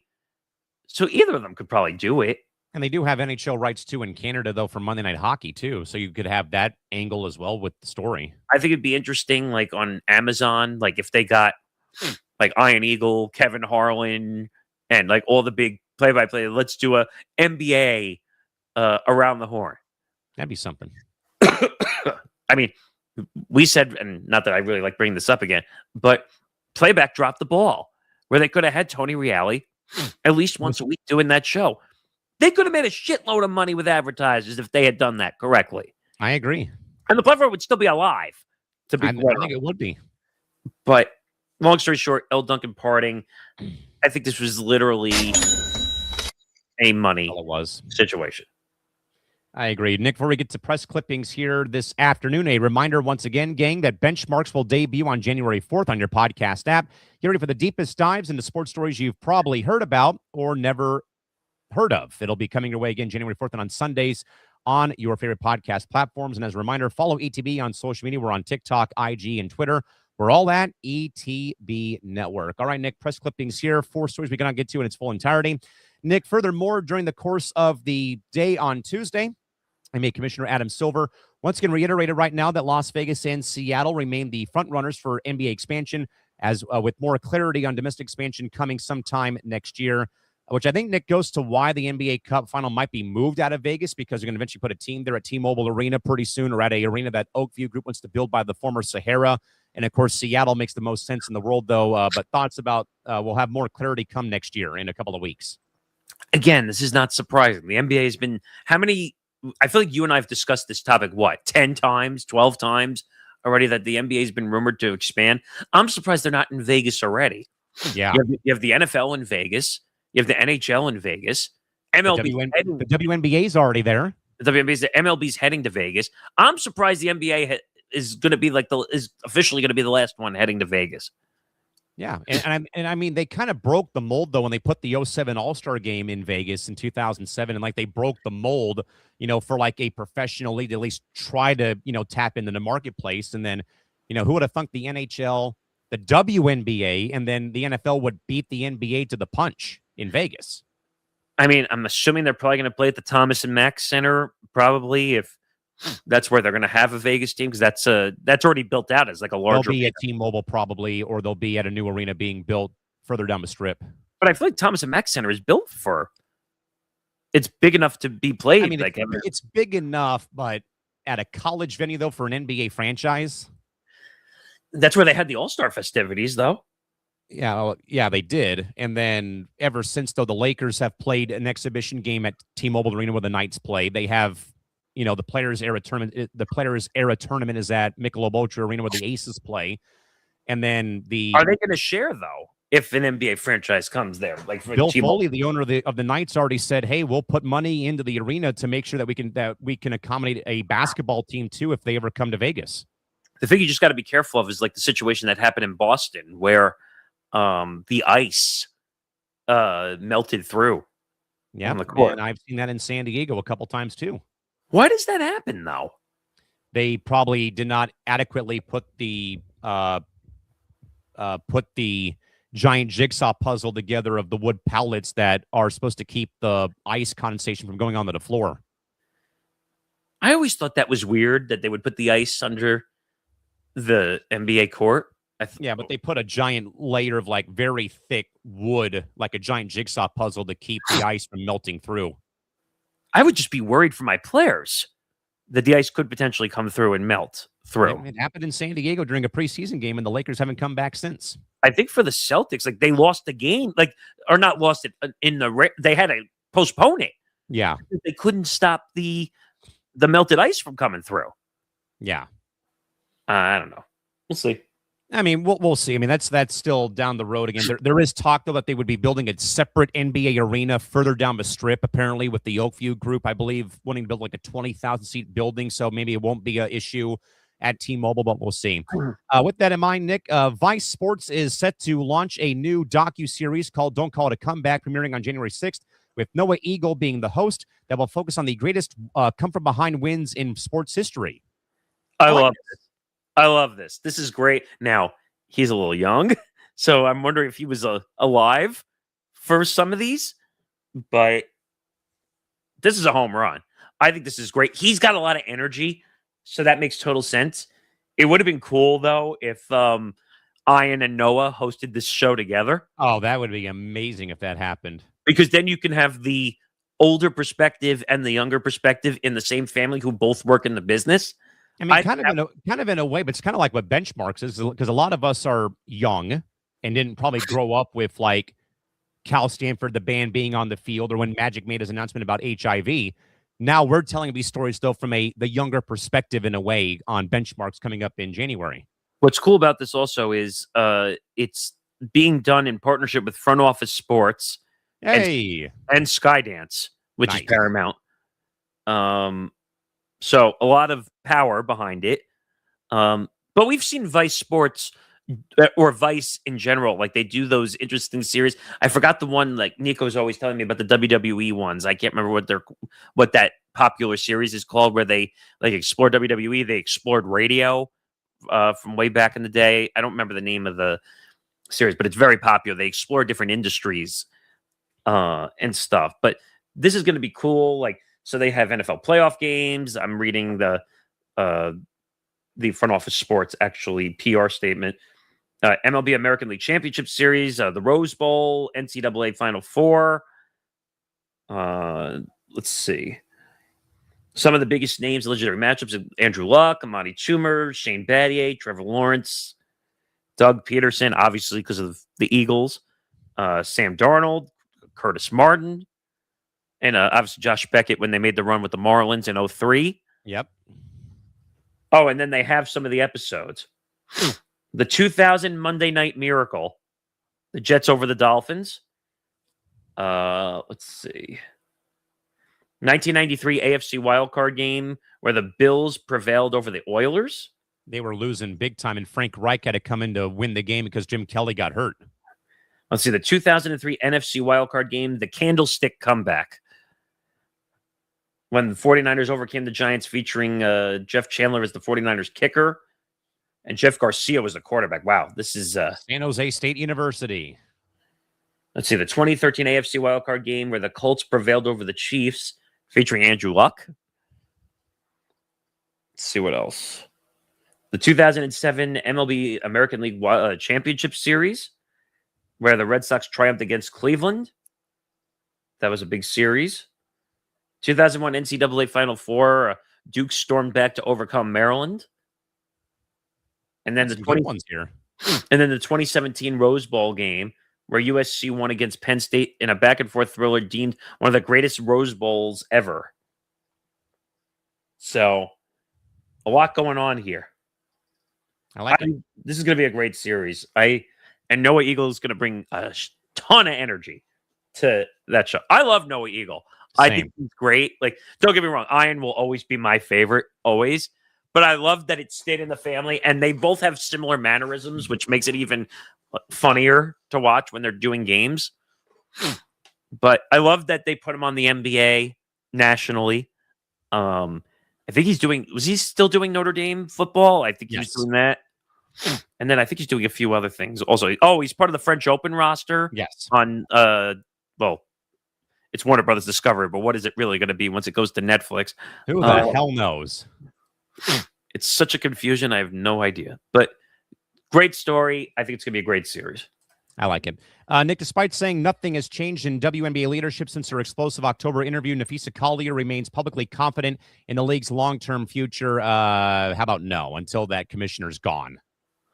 I mean, I don't know how to feel about it, but all I can say is... Oh, my God. Who the hell cares? Yeah. Oh, God. What now? We have a follow-up from The Athletic, latest on Sherrone Moore. Oh, God. Okay. A lawyer has alleged that the former Michigan coach had a long history of DV against a female staffer. Really? Long history, they say, per The Athletic.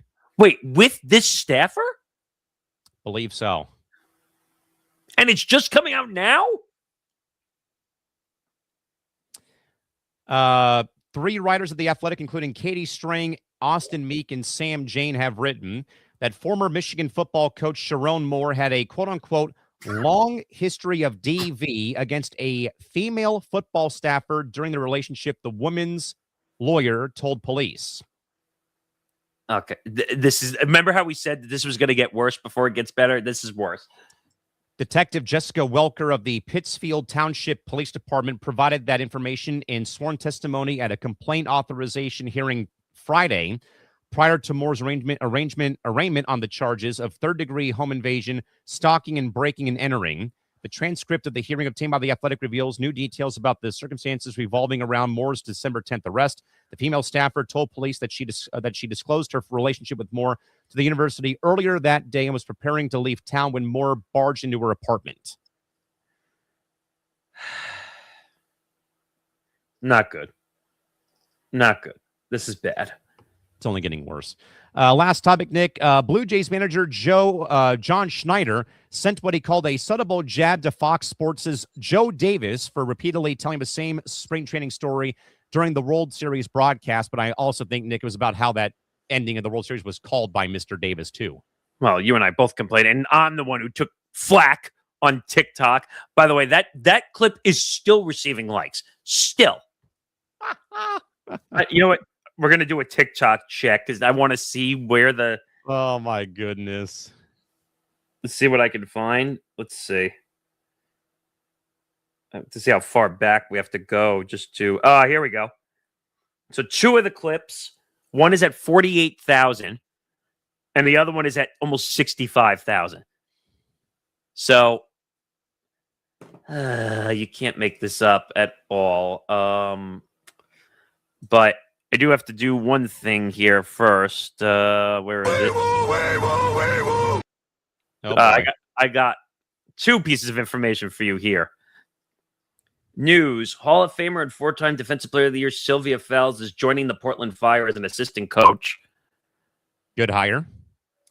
And according to Annie Constable, Tuesday night, NBA Commissioner Adam Silver said he would join the WNBA CBA negotiations if necessary and expressed optimism a deal would get done. WNBA players aren't feeling as hopeful currently. Clown show! Clown show! Clown show! Clown show! I don't know how to feel about that second one. I don't either, and I can't wait for January 9th when the extension gets pushed back 30 more days. Are we just going to keep moving the goalposts? Yes. Like, I don't know how to feel about this at all. I don't either. But, well, that's a great first show here on StreamYard. Well, people are not going to know what a StreamYard, but across our ETB network and other platforms currently. Next show, December 23rd, 2 days before Christmas. We were planning to do a game on playback at that day, but oh well. 2 p.m. Eastern Time, 11 a.m. Pacific. Make sure you stay alert on all our social media platforms at ETB Network across the network. Make sure you follow our social media now for Press Row at Press Row ETB. Twitter and Instagram. TikTok will be following shortly after that. You'll start to see clips from this show because we say a lot of things in 3 hours on here. We do. So make sure you stay tuned with that. I'm trying to think what else we have coming up this week. Well, this is our last network week for produced shows. ETB 299 is out today. Well, at least for the video side is out later today. In less than an hour, the video version. If you want to go listen to the audio version, it's already out. So go listen if you want audio only. But for the Netflix enthused people who need their video fix, go check it out on YouTube. Yes, we're not behind a paywall. Deal with it, people. Also, MTGP, what episode are we up to? 95 will be dropping tomorrow, 8 p.m. Eastern Time. And then the last produced show of the... Well, actually, there's two more. FP5, Forever Power 5, and the Football Forecast will be going through the Christmas week. So those are the only two shows. So make sure you follow our platforms and subscribe on our audio platforms and on our video platforms, youtube.com/ETB network for all your needs for this network. Help us to continue to grow as we get closer to 3,000 watch hours and eventually that 4,000 big number for monetization for this network so we can hit the ground running for more content. Obviously, a small market edition, which is Friday, right? Friday at 1 p.m. Eastern. Yes. Check it out. And then benchmarks in the new year, January 4th. How many shows do we have left for us for this year? So 23rd and 29th. The 29th will be the big blowout show for the end of the year, kind of the review of the year. We'll give you some news for the week. That probably will be a 4-hour show. So be aware. And make sure you schedule your calendars. That'll probably be a early-ish show on that's a Monday, right? Yes. So we'll try to get that out of the way as early as possible in the day so you can get back to festivities to end the new year. So that'll be a 4-hour show. 4 hours. Oh God. Yes. Yes. The reason it's 4 hours, we're going to give you at least 1 hour in review of the biggest stories in media, which there's been quite a bit. I think the WNBA is probably going to make most of that hour. Yeah. And then we'll get back to the normal show, and then we're going to sign off for the year. Who would have thought how quick this year had gone, right? Snap of the finger. Thank you to everybody who's watching. The currently about 40 people who are watching us. That's more people than watched us on playback certain weeks. Yeah. So continue to watch. We will be live. Oh, we can say this too. The plan is to be on Wednesdays in the new year, right? Yeah. So Wednesday is our day. So we'll try to make the time as consistent as possible. I think maybe the Wednesday 2 to 5 seems like the spot. I think so. So that'll probably be the goal in the new year. Wednesday, 2 p.m. to 5 p.m. Eastern Time, 11 a.m. to 2 p.m. Pacific. Seems like a good time. So mark that into your calendars. We'll put that in our social media bios so you can find it for the show as well. So 2 p.m. to 5 p.m. Eastern Time, Wednesdays going forward. And we plan on bringing more guests. Now it's going to be easier to do that. It'd be much easier to do that because we don't have the stupid playback restrictions of getting people in. Don't get me wrong. I love playback, and I wish we could watch games. But unfortunately, $22 million isn't enough to keep the organization lights on and running. So that'll do it for this episode. Press Row, episode 27. 27 episodes. Episode 28 is next week, if you can believe that. So actually, it's funny. So we're going to have 28 and 29. We're going to start with a big round number for Press Row. Episode 30 on January 7th. I love it. So, and that's with a lot of stuff coming in the new year, which I think in the last episode, we'll give you all the dates of everything and what to expect and some of the new projects we're working on, including an Around the Horn style show, which we'll get more into. Yes. So mark your calendars, the 23rd, 2 p.m. to 5 p.m. Eastern. And then we have to figure out TBD on the time for Monday the 29th, because we have to make sure it fits around everything. I mean, I'm not recording that day, so that'll be easier, but we'll figure it out. Yes, we went a little bit over, deal with it. We were, but hopefully everyone enjoyed the show. The 38, 39 people that's still watching, thank you. Thank you. And go tell your friends. If you like the show, tell your friends. Subscribe. YouTube.com/ETB Network. Yes, I'm a broken record, but we need the subscriptions and we need the watch hours to help us get to our goal of monetization. Until then, he's Callan McClurg. I'm Nick Morgasen. This has been Press Row. We will see you next week for another edition of Press Row. Have a good day, everybody. We'll see you then. Take care, everybody. Bye-bye.